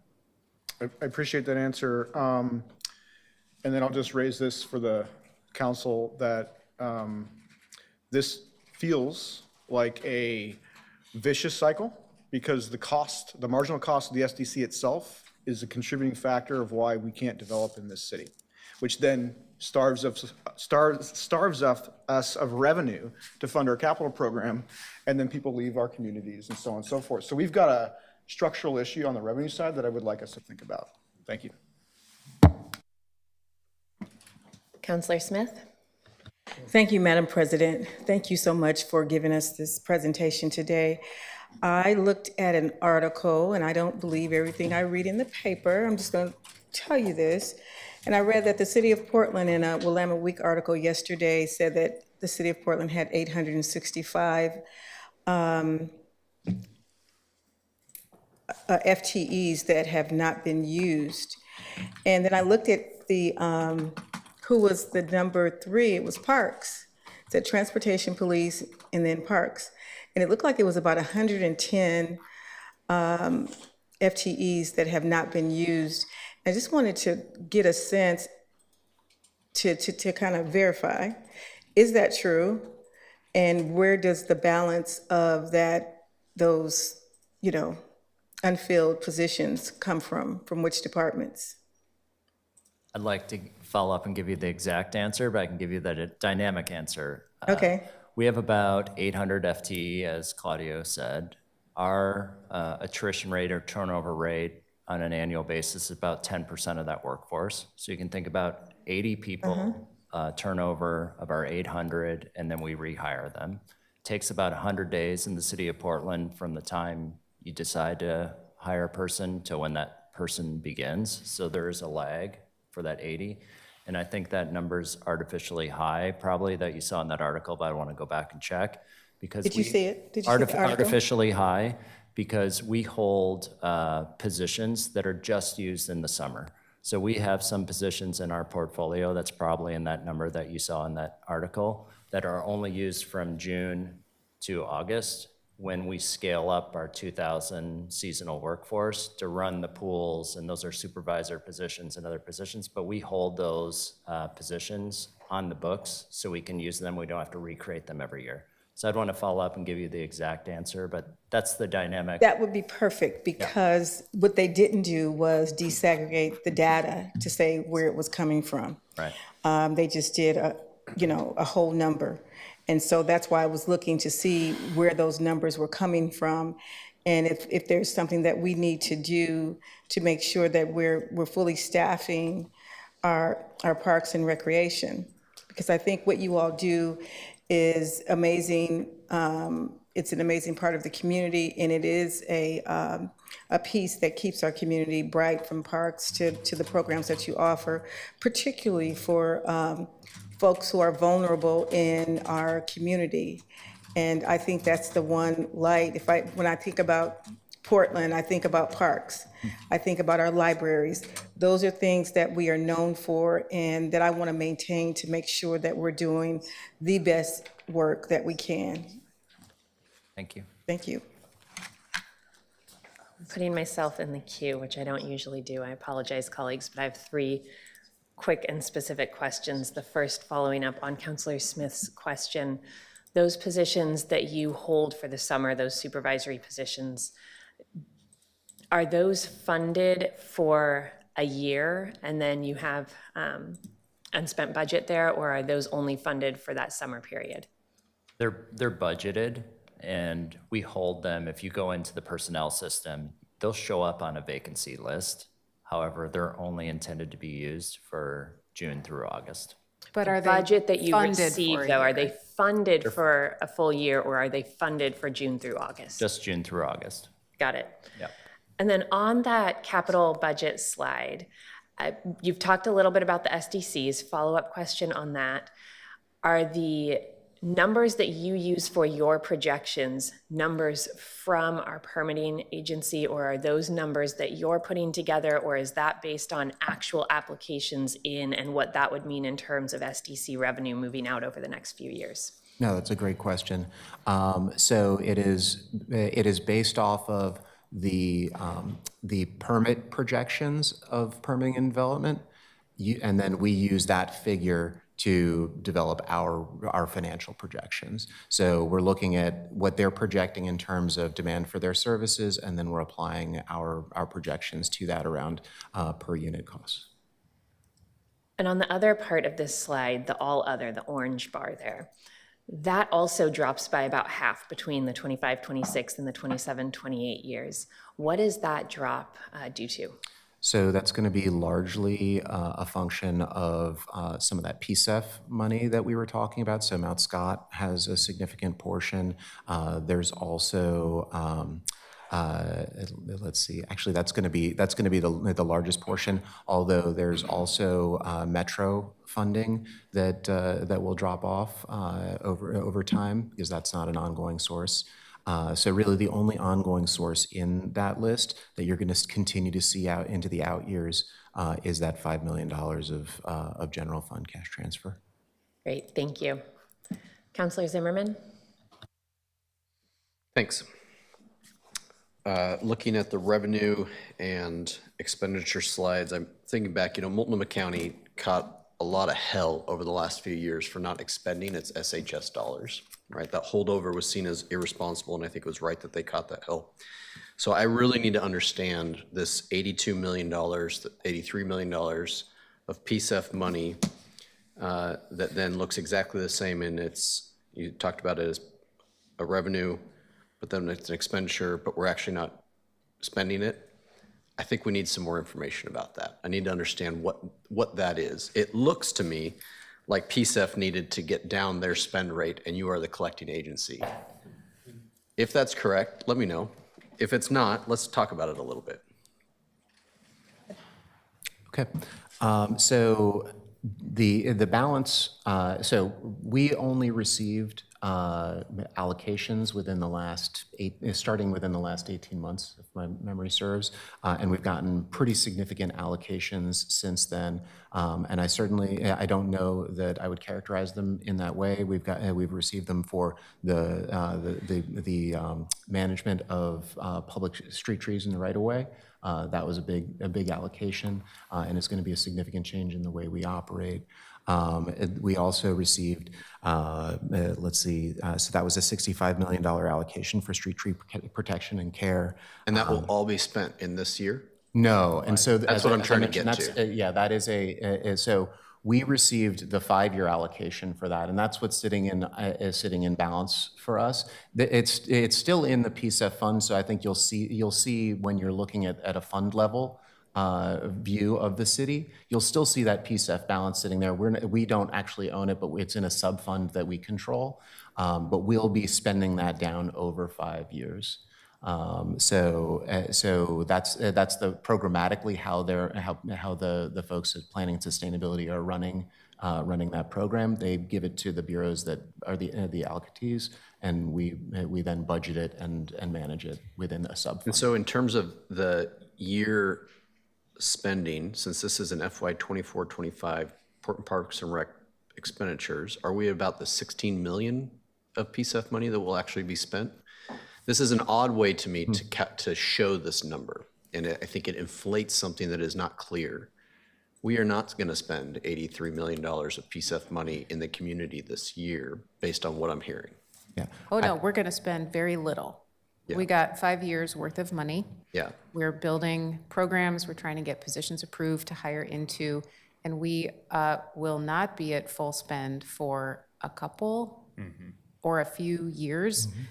You're right, that's not intuitive, and you can draw conclusions from it that are not right. So we'll think about that as we're showing these graphics. I think that's an excellent point. I think it gets to, in a world where we're going to go back to voters and ask for their faith, right? I think this is important. And that's where I'm coming from on this, right? I think that there are given Oregon's most terrible tax system in the United States, we have bandied together governments through levies. And anytime that levy shows a hint of not making sense, we risk that levy. We risk that special fund. We risk that next thing. SHS is at risk because of this. I think PSEF has gone through a significant overhaul because of these kinds of things. So these things matter. That's why I'm highlighting this. So thank you for indulging me a little bit there, and happy to be a guinea pig for maybe a new graphic that makes I'd love to. the picture make more sense. My second question is on our SDCs, and I'll apologize to my colleagues who were ever on a campaign trail with me and heard this way too much. So with respect to SDCs, state law, and the dedication toward increased capacity, right? We talk about capital. Who defines the definition of new capacity? I think it's a combination of state statute on the books and our lawyers' interpretation of it. And when we have questions, we ask them. Great. So I would offer this up. Lawyers are wonderful advisors, and if we followed everything lawyers did, we'd all live in bubbles and we'd have no recreation. So I appreciate that. I have told our government relations team, I've told others that I hope that we attack the handcuffs that I think SDCs put the largest city in the state in. SDCs are set up for all of our suburban cities. They are set up for cities that are still growing out, not up. If the Wells Fargo Tower next to us turns into all residential and not commercial, turns out the pipe to go to those toilets already exists, right? And that's what an SDC exists for in some sense. So why would we have to charge an SDC for that new population? You might think, okay, new folks are going to use the park system, et cetera. But in downtown, in my district, in some of my district, the parks I think are well used. In a significant part, in my central city part of my district, I think that any maintenance, any additional patrol, any cleanup, actually in and of itself is increasing capacity because they have become unusable parks in the central city in the last several years. And so I would venture that our maintenance backlog in many parts of the city, we could make the argument that by maintaining them, improving them, we're increasing capacity because families will return to them. The South Park blocks, the North Park blocks, Darcel, these all fall into that category where I think our SDCs are ripe for use, and I'd challenge anybody to prove me wrong on that, because I know the capacity is about 3 right now. 3 what? I don't know, but it's not used. These areas are no man's lands in so many ways. So let's add that. Let's find a way to tackle this. I will offer it to the committee that will take this up. I'll offer it to a couple of committees because I think this is an important area to highlight when we look at a $600 million backlog and an account designed to increase capacity in the city that's not growing outward. So, thanks. I haven't heard that point from you before, and I think it's very well made, and I'm very interested in following up. Thank you. Thank you. Councilor Ryan? Thank you, Madam President, and thank you, Councilor Zimmerman. I welcome to that conversation. It's been active and it's on the legislative agenda. That it would be great to have more support to make it a bigger part of our legislative agenda, more of a focus. It's all about the interpretation of statutes, and you sound like an attorney's son, so that was great. I wanted to get to the parks. Did parks transfer money to the arts? Did I hear that? Did you say that? Yes, so that's correct. So when the levy, the children's levy was a pre-existing levy, and by putting a new local option levy in place, that would put compression on the children's levy. And so as part of the commitments we made to voters, we agreed to make them whole for the impacts on their levy. So that's children's levy, not arts. Right. I'm sorry. All right, children's levy I meant, yeah. Yes. Sorry, I misunderstood what you said. That was not a leading suggestion. That was maybe it guidance. That was guidance from council with the last levy referral, was Yes. to make sure there was no harm to the I just children's thought it levy. needed more attention though, because it's a good example of where the work areas are blending and molding together as one unit. And I just think it's a really good story. I don't think you hear such stories very often. So thank you for your leadership on that. And when you look at the expense budget, is there anything on routine maintenance? Like where's the line item for that? So routine maintenance would be the vast majority of what our personnel services and external materials and services. And I would say, in fact, that internal materials and services, which goes to city fleet, which provides the vehicles that support the folks that are doing all of that that maintenance, that daily maintenance and care. So just a really significant portion of all of the categories that are on that slide. So it's within that 135.4 in personnel, or it's in other areas? It looks like about 2/3 of the whole pie to me, the light blue, then the yellow, then the teal. Of course, it's not all of it. There are lots of people who don't do maintenance, they do programs, but Claudio's saying it's a really significant portion of all of those, and that feels correct. I thought you might say that. I think we're back to where sometimes communication people help, no offense, but help numbers people, like maybe tell a story that would be better told so they would understand. And a lot of people complain that they can't see if we're doing routine maintenance. And I explained to them they are, but I think they go online and see this, and I don't know what happens. But there probably should be a better way to explain to the public that it is a big part of our day-to-day life as a member of the Parks Bureau. Right, and I will say that we do track that and budget for that as well. And in fact, it's a significant component of how we talk about the budget when it comes to the parks levy, and also when you're looking at the budget documents that the city budget office will provide to you. This is really a what kind of things do we buy with the dollars, but in terms of the service area cut that you're talking about, that actually is displayed in what we call program offers, and you'll see that in detail in the budget documents that the city budget office provides, and we'd be happy to display that as well. Just you can slice and dice this stuff a lot of different ways. So appreciate the comments, and we can. And Vincente, the head ranger there, thank you for being here. I just wanted to acknowledge that when I was working in the homeless space, the rangers are lifted frequently by providers as being such a important element of a first responder that's really an outreach worker. Your members of the rangers really build relationships and build trust for government services, and I don't think that gets lifted enough. So I just want to acknowledge that's a big part of your portfolio, which is why you're involved in those meetings as well with SSCC, correct? All right, thank you. 2 more questions, and then we'll let you get to the next section. Councilor Novick?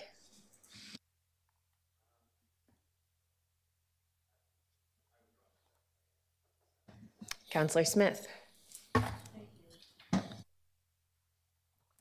Thank you, Madam President. I have a quick question. With the $600 million in deferred maintenance, can the PSEF dollars be used to pay for some of that? In fact, they are right now with Mount Scott. And there are likely other opportunities, but like with all funds that have specific and defined uses, we would need to sort of identify those matches, and we've been applying. I think there is a capital component to the electrification of the leaf blower fleet as well. And so we're looking for those opportunities, I guess, is the short answer. But it's not something that could just be substituted. Okay, thank you. We certainly have a list of projects which fall into the category of major or routine maintenance that we would love to have considered for PSEF. And Sonia, what's the difference between routine and deferred maintenance? Do you have a separate list that says deferred and then the list that says routine? I may have misspoken. It's more about daily routine versus major. And major is where we have the deferred stuff. Daily and routine is mostly just smaller by dollar figure. I think it includes mowing lawns and fixing leaky sinks and things that feel really small scale. And then you pass a threshold that's maybe $10,000 and it's major. Major is considered deferred if you don't do it. What's deferred is major, yeah. Okay. Yes. Thanks. Okay, why don't we do the next two portions of the presentation? Okay. Thank you. Thank you for those great questions. The next section is 3 out of 4. And like I said, it's the next layer down about the service areas programs, infrastructure, and funding, and perspective from 2 more, I think, community partners. Here you see key outcomes we're working toward as a service area. This is another dot connecting moment. These were originally adopted as part of the Healthy Parks, Healthy Portland strategic planning work that the Parks Bureau did very deeply with community. And after we became a service area, we mapped the work of the Children's Levy and the Office of Arts and Culture onto them, and we identified those that aligned with the missions of all 3. And this is our roadmap. So the next section is organized around them. And here we go. Charity. Thanks. So Vibrant Communities provides infrastructure and funding that fosters community and civic connection and provides Portlanders with a variety of parks, recreation, arts, and cultural experiences near where they live. The service area is responsible for stewardship of 15% of the city's land, which includes open spaces, developed parks, natural areas, and urban forests. 86% of Portlanders live within a half a mile of a park or a natural area. And Portland Parks and Recreation does all of the daily care and maintenance of developed parks and natural areas, including emptying trash, cleaning restrooms, maintaining plantings. PP&R also plants and cares for the city's trees, manages our urban forest, and maintains the trails that allow people to connect with nature. Vibrant Community Service Area activates spaces with more than 2,000 events annually throughout the city, including but not limited to summer free-for-all, downtown events, and through our performing arts centers. The service area manages the city's public art collection, which is made up of more than 1,700 pieces, including 180 outdoor sculptures, mostly in parks, and is valued at $18.5 million. Public art fosters a sense of community and connection and helps make Portland Portland. And the Percent for Art program, one of the most robust in the nation, allocates 2% of eligible costs of city capital improvement projects for public art acquisitions, artist and residency programs, and creative spaces. Vibrant Community Service Area fosters community and civic connection by helping organizations have affordable and accessible space for programming. Vibrant Communities manages Portland 5 Centers for the Arts, the 5th largest performing arts center in the US, which includes the Antoinette Hatfield Hall. And that one houses the Brunish, Newmark, and Winningstad theaters, the Arlene Schnitzer Concert Hall, and the Keller Auditorium. Portland 5 Centers for the Arts brings over 1,000 music, theater, dance, comedy, and lecture performances to Portland each year. And last year, as we're still recovering from the pandemic, these 5 venues brought more than 800,000 patrons to downtown Portland's cultural district. And they generate an average of $60 million in regional spending each year. Portland Parks and Recreation Space Grant partners provide service to the community in a PP&R park, community center, or art center. The fee for the space is waived or reduced, and programming is free and supported by PP&R because it fills a service gap and meets an identified community need. Children's Levy grantee partners like Self-Enhancement, Inc. and the Native American Youth and Family Center also provide space for programming and cultural gatherings at their facilities. And many of the Office of Arts and Culture's grantees, such as Alberta Abbey and Milagro, provide space for the community and other arts organizations at their facilities. This photo here shows Portland Tennis and Education. It's a community-based organization that provides after-school programming, thanks in part to a grant from the Portland Children's Levy. The organization operates out of the St. John's Tennis and Racket Center, which is owned by PP&R. Finally, service contract partnerships fill service gaps and provide key supports to the community as well. A contract partnership is not a grant, and the service provided is directed by the service area. So under a service contract partnership, the service area identifies the need for the service and pays the individual or partner organization to provide that service. This could look like anything from urban forestry outreach contract partnerships that promote and help people register for free trees available through Urban Forestry's Yard Tree Giveaway program, or a soccer camp contract focused on underserved and underrepresented youth in Portland, offered at no cost to participants in partnership with PP&R Sports Program. Next slide. Healthy ecosystems and climate change resilience are critical to the community. The Vibrant Community Service Area plays an important role in supporting climate change resilience, clean air and water, reduced urban flooding, and extreme heat mitigation through the trees and nature we manage and through our responsible environmental practices. PP&R manages nearly 8,000 acres of natural areas where they maintain and repair trails, eliminate invasive weeds, and plant native species. And increasingly, we are concerned with wildfires and are working on risk mitigation, especially in Forest Park. Trees and shady green spaces reduce the urban heat island effect, protect people from heat waves, and reduce summer energy use. Water-smart playgrounds and parks and natural areas absorb rainfall and reduce flooding. Next slide. A strong and healthy tree canopy is critical to our ecosystem and building climate change resilience. While we aspire to equitable service, this map shows how Portland's tree canopy coverage is inequitable. West of the Willamette River, Portlanders enjoy 56% tree canopy. East of the Willamette, where 80% of Portlanders live, tree canopy is 21%. Even if you don't include Forest Park, west of the Willamette, tree canopy coverage is still 44%. In addition, tree canopy is assessed every 5 years, and Portland has a stated goal of 33.3% tree canopy coverage overall. In the most recent assessment, tree canopy has declined from 30.7% in 2015 to 29.8% in 2020. Next slide. As you can see from this map, Portland Parks and Recreation's tree planting programs are focused on East Portland. As previously mentioned, PSEP funding allows for additional tree planting and care for street trees. And Parks Levy funding supports proactive park tree maintenance, tree planting programs, and neighborhood tree giveaways. We're working to mitigate the disparities in tree canopy coverage and bolster tree canopy in East Portland. Now, let's talk about how Vibrant Community Service Area strives to provide accessible, safe, clean, well-maintained public spaces for the community. Portland Parks and Recreation manages and maintains an inventory of built assets worth an estimated $2.4 billion, and as I've already mentioned, also takes care of 8,000 acres of natural areas and over 4 million trees in the city.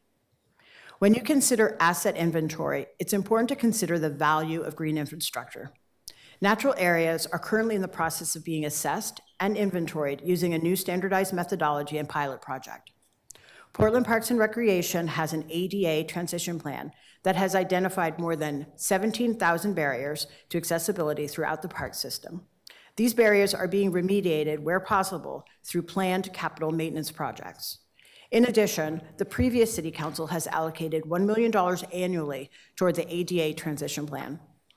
At our current funding rate, however, it is projected to take decades to address identified ADA issues in the Parks and Recreation system. Highly skilled tradespersons in the professional repair and maintenance services work group include carpenters, plumbers, electricians, and painters who build, repair, and maintain assets in park and park facilities. Our land stewardship crews not only take care of our natural areas, but also perform critical work, removing trash, cleaning restrooms, maintaining turf and irrigation systems, and managing 59 community gardens, and more. And urban forestry provides citywide tree emergency response 24 hours a day, 7 days a week, and has begun a park tree maintenance program thanks to Parks Levy funding and PSEF funding. An important element to ensuring all Portlanders feel welcome in park and recreation facilities is our Park Ranger program. Park Rangers visit parks, recreation facilities, and natural areas every day, both engaging with visitors and responding to calls for service at all park properties. Park Rangers are not law enforcement officers. Rather, they serve as goodwill ambassadors and provide a positive public safety presence. Park Rangers help solve park problems, they enforce city code, and help ensure the protection of our natural and cultural resources. Every day, park rangers are providing a positive presence in parks and community centers and responding and resolving to park rule concerns. And while park rangers are trained and ready to provide first aid, including administering Narcan to community members in need, park rangers are also one of the city's leading frontline providers of outreach for social service and shelter referrals. When necessary, our team works closely with partners to solve very complex problems in our parks. We work with city partners as well as the Joint Office of Homeless Services, JOIN, Multnomah County Animal Control, Multnomah County River Patrol, neighborhood groups, and many others in creating safer parks.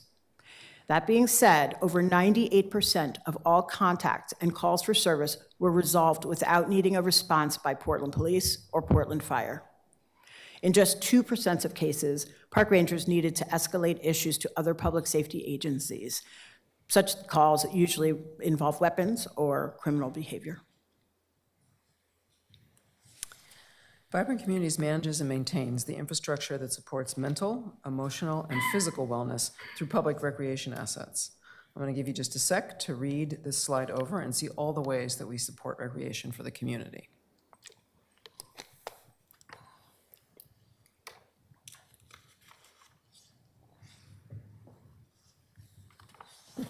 Good, next slide. If people, I don't know how fast people read, but. The Arts Access Fund, which is funded by the arts tax, supports arts and music education in K-5 schools and also supports local nonprofit organizations. In this current fiscal year, the Arts Access Fund will support 100 K-5 arts and music teachers and nearly $3.5 million to 80 arts organizations.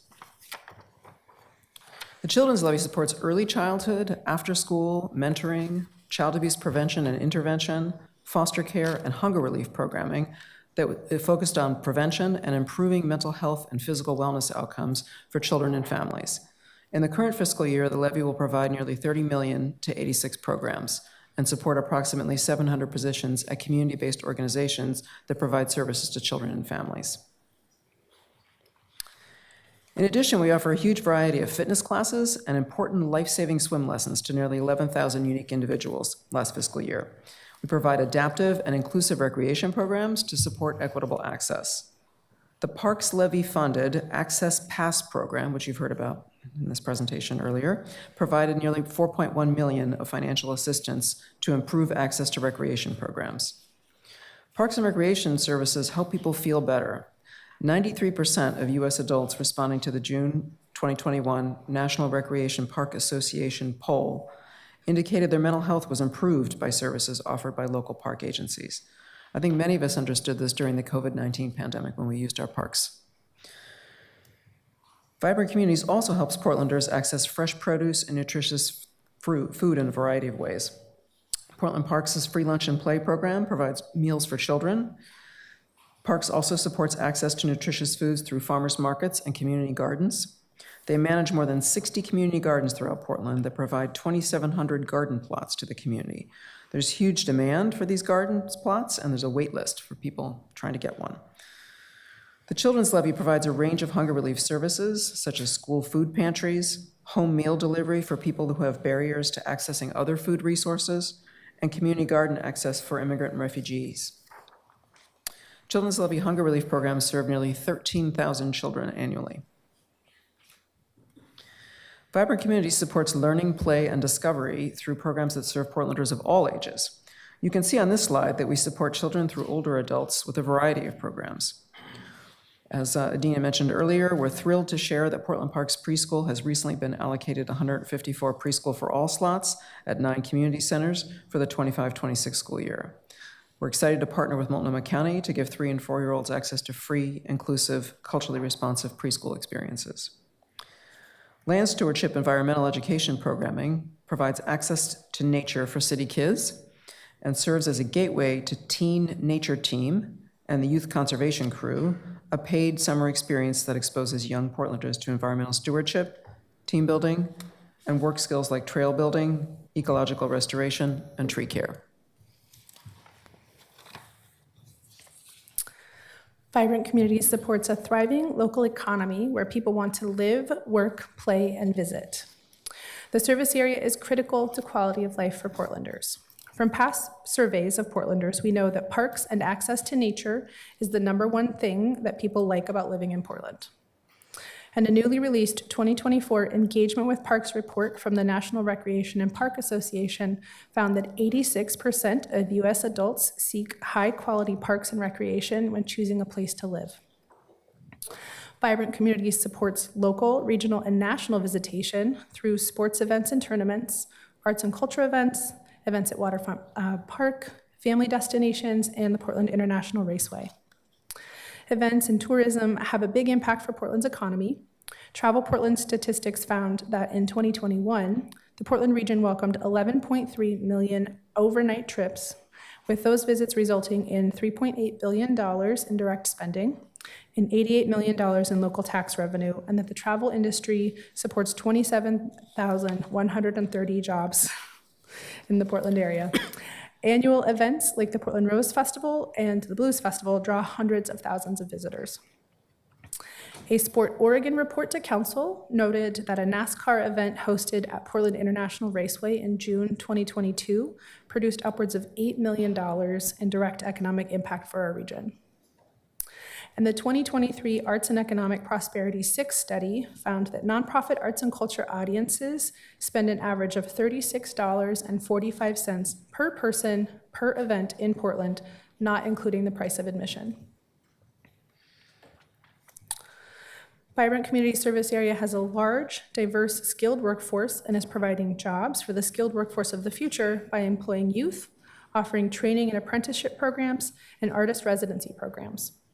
In the fiscal year 2024-25 adopted budget, the service area had 852 FTE, and in summer 2024, the service area had 2,068 casual seasonal staff, which is the peak time for this staffing category, which you've heard a little bit about already.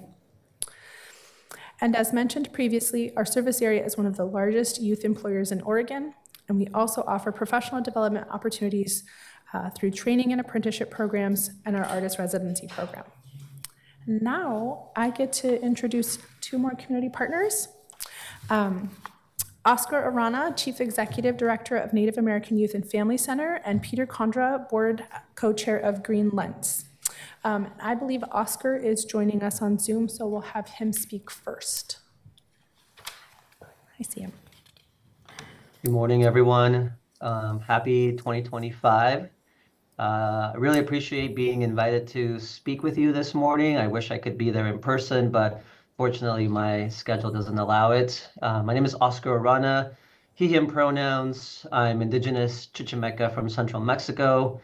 I have the incredible honor of serving as NAEA's Chief Executive Officer, and this is where I've been fortunate enough to work for more than 15 years in various leadership roles. And before being the CEO, I was the Community Development Director here for more than 6 years. I'll start by saying congratulations to the new City Council, Council President Pertle Guinea, and Mayor Wilson. I look forward to collaborating with you and finding solutions to better serve Portland's Native community. You're all invited and encouraged to visit NAIA's incredible community center located in our 10-acre campus in Portland's Cully neighborhood. The Native American Youth and Family Center's mission is to enhance the diverse strengths of our youth and families in partnership with the community through cultural identity and education. NAIA has been serving the urban Native community for more than 50 years. We have more than 160 employees, a $20 million annual operating budget, and we serve thousands of community members from infants to elders each year through our wraparound service model.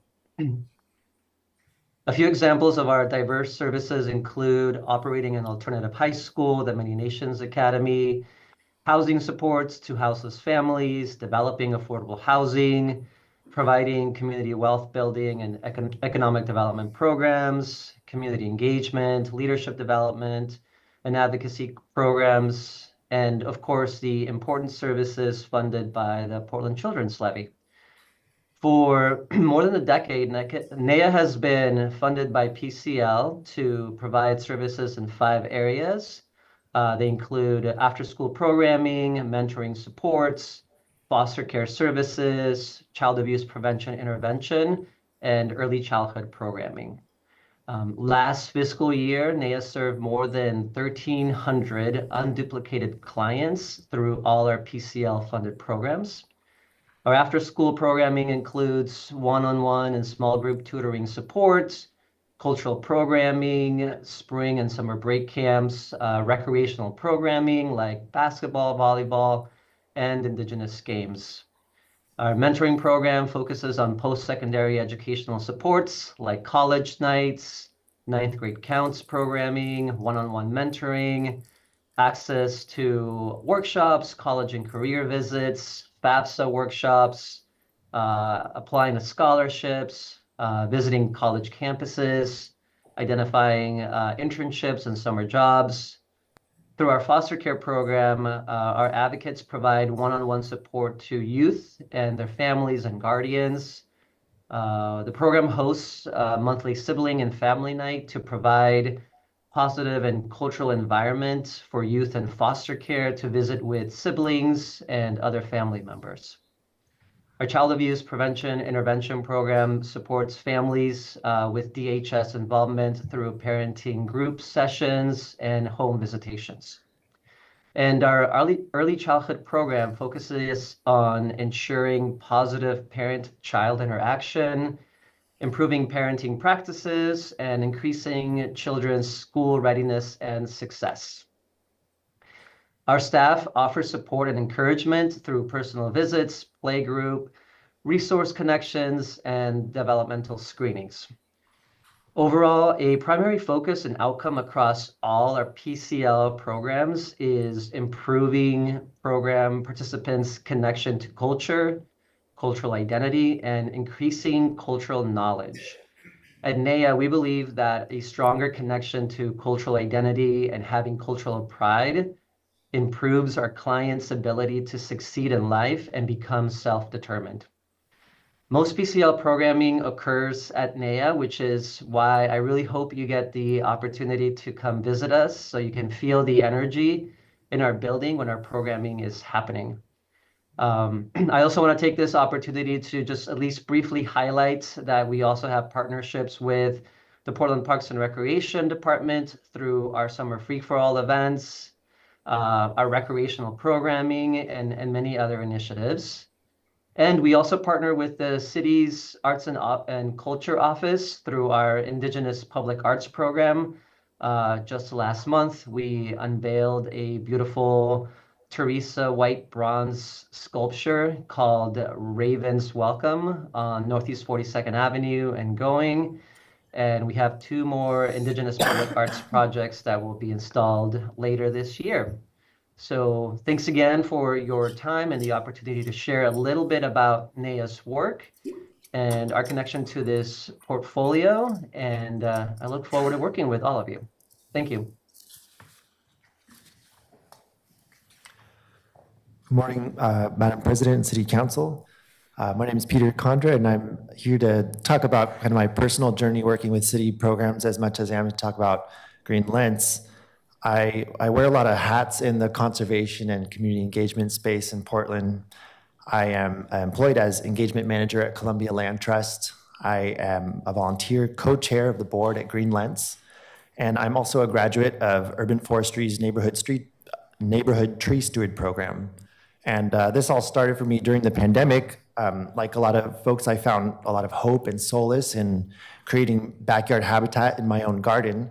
And as I quickly ran out of room there, I was excited to find that there were opportunities to do this all throughout the city through restoration events and through volunteer tree planting activities. So among the many things I dove into was Urban Forestry's Neighborhood Tree Steward program. And that educated participants on all things related to urban forestry and encouraged them to go out and find projects to support. So with the contacts I made at the city and that encouragement, I felt empowered to pursue an idea that I had for my neighborhood. So over 2 years following that, I worked closely with PBOT and with Urban Forestry on various project proposals. And last fall, we broke ground on the project, which was the installation of a 3,000 square foot pollinator garden and the addition of 9 street trees to a blank traffic median, a large traffic median in the Powellhurst-Gilbert neighborhood. It's located on Powell Court and 116th Avenue.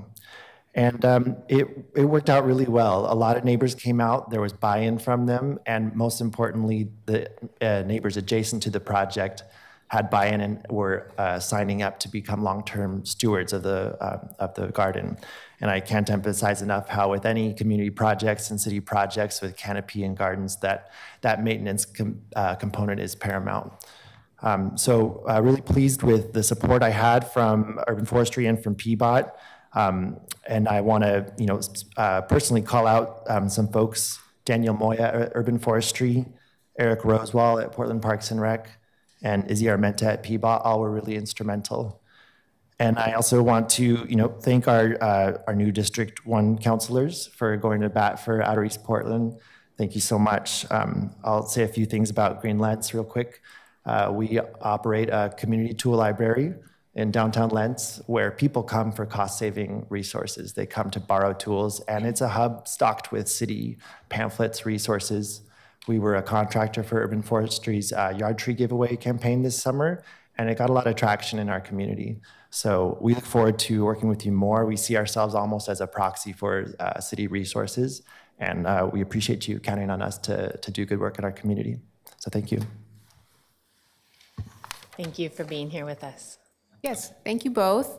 We are at the end of that section, so we can pause. I also see what time it is. We have, I think, 3 slides here, and Let's then we're do the done. wrap-up. Okay. Key issues. There's a theme. Some of this is citywide, some of it is unique to our service area. For a long time, Portlanders have wanted a higher level of service in all of these areas than can realistically be supported by just the general fund. For that reason, voter-approved ballot measures provide critical funding to all parts of this service area. And as you heard and we discussed, like the rest of the city, there are significant capital maintenance backlogs, both in Portland Parks and Recreation and within the Office of Arts and Culture portfolio, and there is dramatically insufficient funding to address them. Next slide, Nicola. Late last night, you heard about the 3rd year of the park's operating levy. Levy funds are extremely high impact. They've been essential to maintaining and expanding programs and services to the level expected by community and directed by council. The levy on the books now expires in June 2026. Because costs are increasing faster than property tax revenues and general fund resources, a subsequent levy would need to be at a higher rate than the current levy to preserve the same service levels. You can see here the sub-bullets, the impact of different levy scenarios. The slide also mentions capital. You've heard the number 600 million many times. And you've heard that we're funded specifically for that purpose at about $5 million a year. In 2014, I may be on the next slide, Nicola. No, let's stay here a moment. In 2014, City Council asked Portland voters for additional investment in the park system, which they approved, passing a bond that funded citywide capital renovations and upgrades. That was a $68 million bond. And it has been successfully and fully spent. We are not keeping up with capital maintenance, and you heard also earlier that has resulted in, will continue to result in failing and closed assets, which means that doesn't matter by itself. What it means is reduced community access to those spaces, and that really matters. The projection our asset management folks have done is that 1 in 5 park assets will close or fail in the next 15 years on the trajectory that we're on.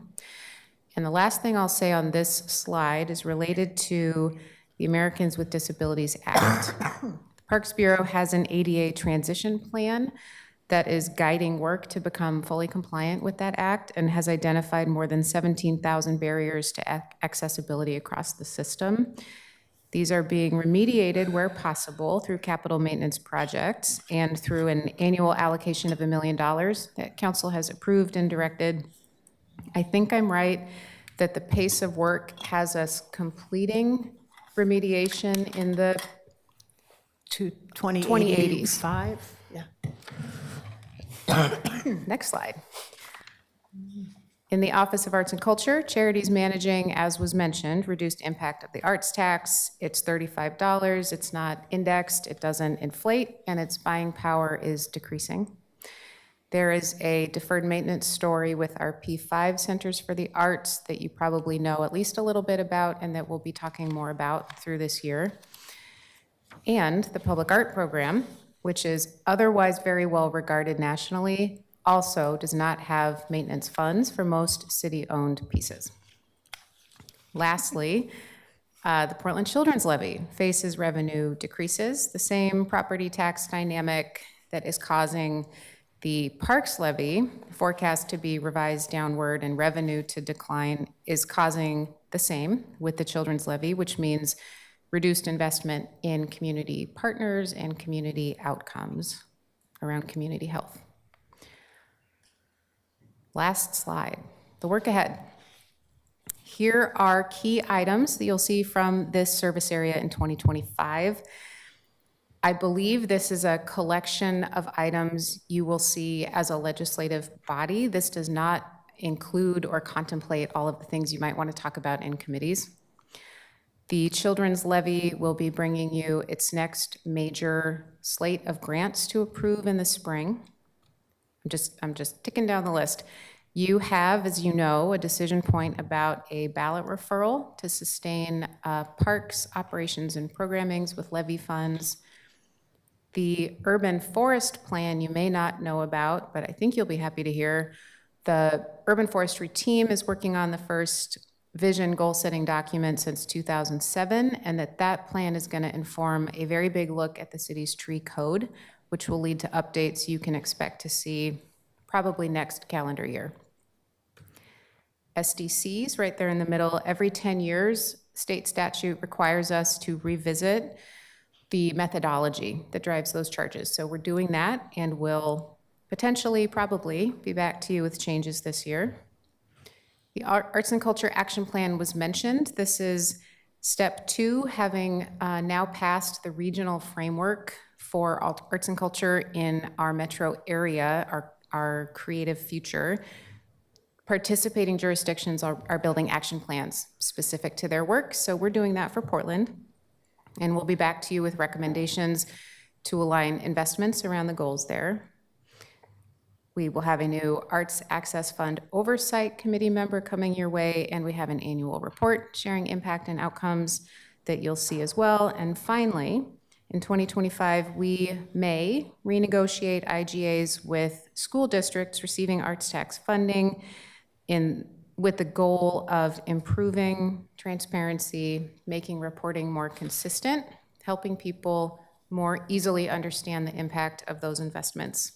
They may also include code updates, depending on what the updates are. Last slide. The vision of the Vibrant Communities Service Area is to support a thriving local economy where art is central to public life, children are successful inside and outside of classrooms, and the Parks and Recreation system delivers high-quality experiences that inspire people to live and work and play here. On the community impact side, you've heard and hopefully felt that this collection of services and programs is delivering for Portlanders. And on the management side, I'm very proud of how this team has embraced the service area model and the Vibrant Communities vision to build management structure, business processes, and shared guiding principles to deliver that community impact collectively, effectively, and efficiently. And that's the end. Thank you for your time and engagement.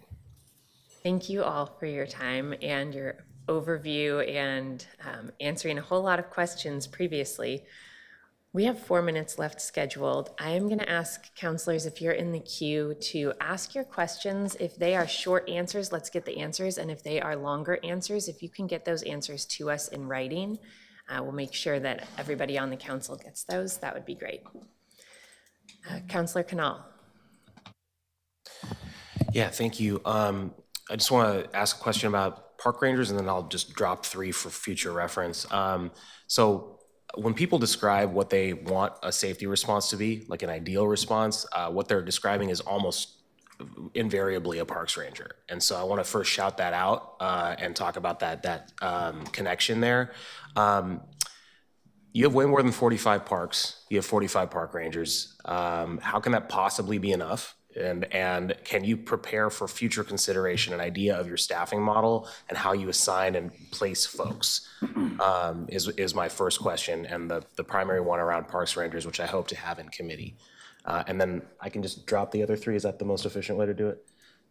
That'd be great, yes. Okay, so I had these are unrelated to that. I had some folks who asked if we could add, because we cost recovery for recreation programs, if we could have above cost recovery pricing for additional swim classes, so that people who have the money but don't want to drive to Vancouver could pay extra to help bolster the capacity of the overall system, just for those extra class spots while retaining existing spots in the way they already are. There's been a back and forth about whether or not we should have community centers also be emergency shelters. And if you could follow up with us on the debate over that and how the costing structure, and if we're reimbursed, if Parks is reimbursed for that. And then why the decision was made to close Columbia Pool instead of convert it to seasonal usage if the issue was with the building, which I know my district colleagues and I have all raised at various times. Thank you. There's a quick answer on park rangers. Let's take that, and we'd love to see the other answers in writing. Hi, go ahead. Yeah, definitely. Go ahead more, and please introduce yourself for us. Thank you. I beg your pardon. Good afternoon, Madam Councilor, City Councilors. Vicente Harrison, Health Safety Emergency Manager, overseeing safety and security for Vibrant Community Service Area. We'll probably provide a lot more detailed answer in writing. But in short, the Ranger program has worked very hard since 2019 to be more efficient in the services that we provide. I know Councilor Dunphy's answer in terms of, or question in terms of, making sure the Ranger program aligns with the districts that are now established. And I'd like to say we're very close to that now. We'll go back and reassess. Right now, we're aligned with the police precincts as well as our land stewardship divisions to be as efficient in that model.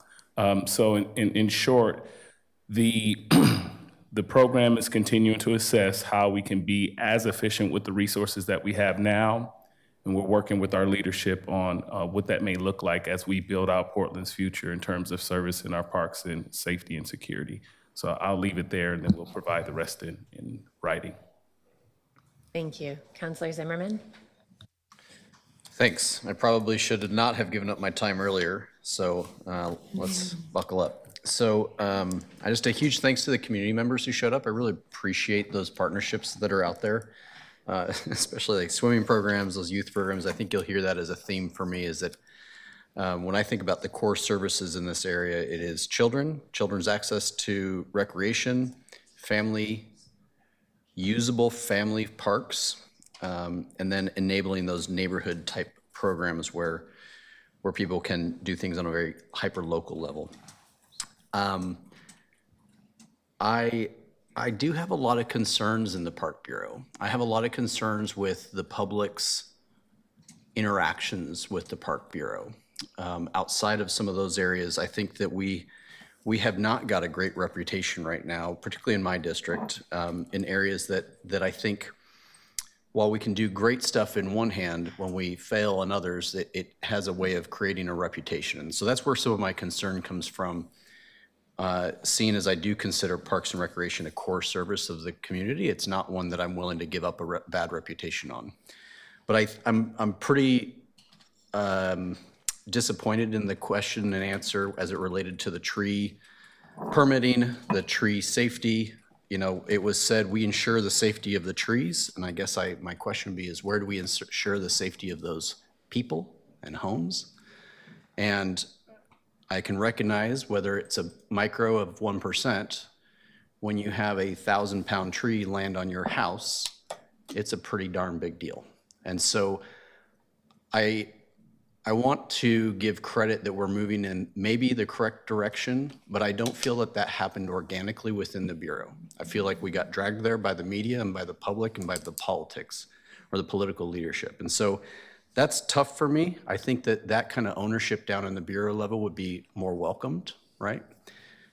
It's been a couple of years since I was in City Hall, but I know that when I was in City Hall, it was tough to work with Parks as another bureau.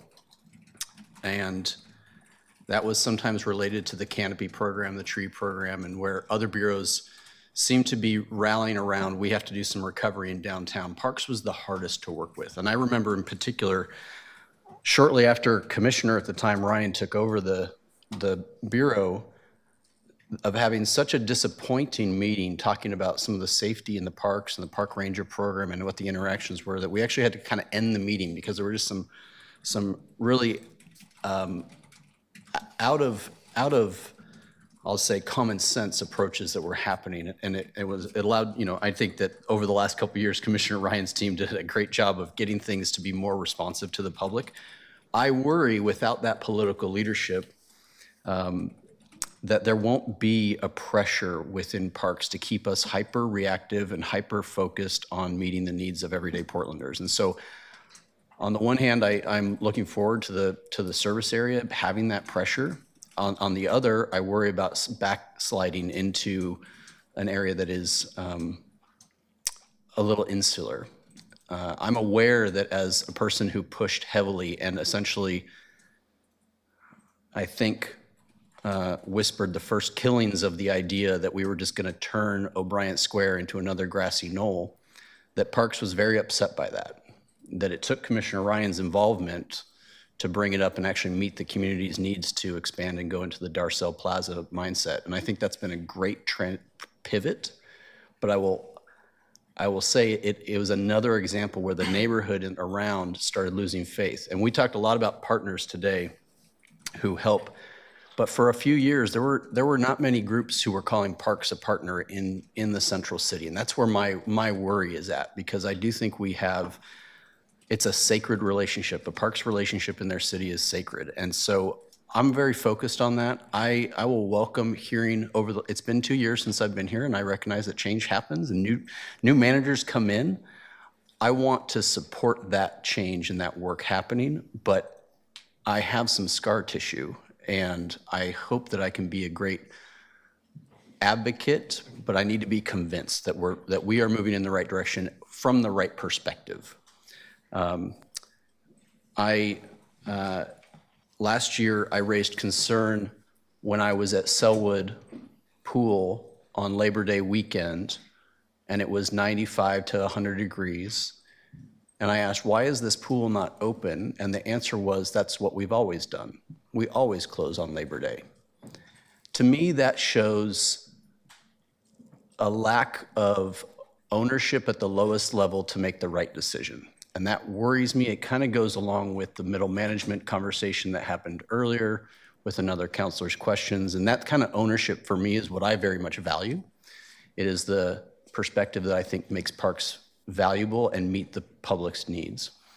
The Southwest Trails organization is asking for $20,000 to update signs that are unreadable today, and they have received pushback after pushback after pushback. And I feel like these are small fixes that actually satisfy so many itches. And I don't know that the perspective to meet those needs is there.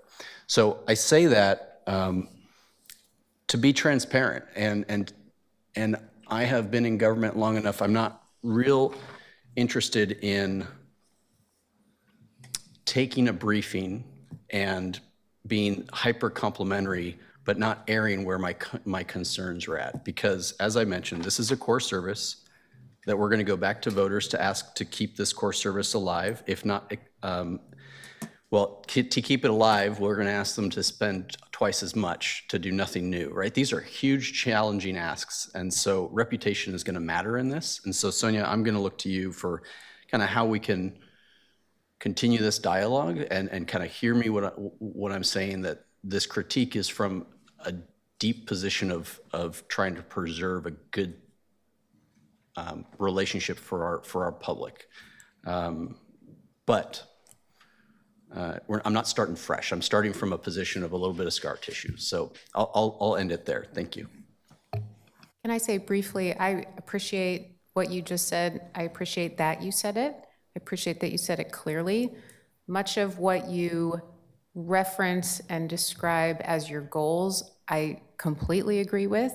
These events in particulars are familiar to me. I look forward to talking more and getting where you want to go.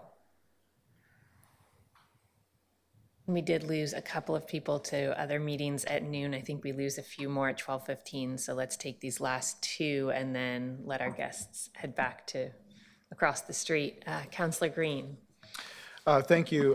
Sonia, this question's for you. Do you have the authority to regulate the type of fuel that is used at Portland International Raceway? Good question. I think the answer is yes, and you're right on time. We have a meeting at 4 o'clock today with Representative Nelson, my representative, to talk about this, and we are looking forward to progress toward a lead-free PIR. That's great, very efficient. Councillor Novick. I just wanted to say how much I appreciated your explaining the implications of the $600 million backlog and saying that that means that by, I forget what year it said, we'd expect to close 1 out of 5 parks assets. That makes it very real. I'm actually going to ask PBOT if they can answer a similar question. How many of our streets will have reverted to gravel by 2040 if we don't address the $6 million Back into the mud, debt? remember that? I will hold my many comments for further discussions with you all, but thank you for being here today. Thank you for running over with us a little bit. We appreciate the deep dive into the work that you're all doing. It really is fundamental to our city, to how people in Portland experience our city, and to how we build our future. So Thank we you. appreciate Thank you. you. Thank you all. I will close our work session, and councilors will be back here this afternoon for a land use council meeting. Lisa, finally meeting.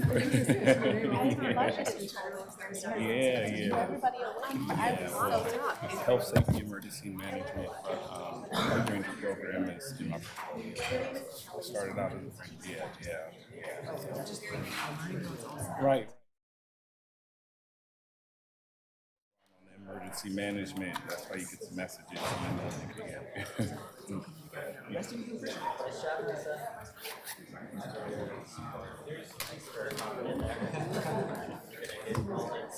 Yeah, it feels like it. Everyone wants to talk about first. I feel like that.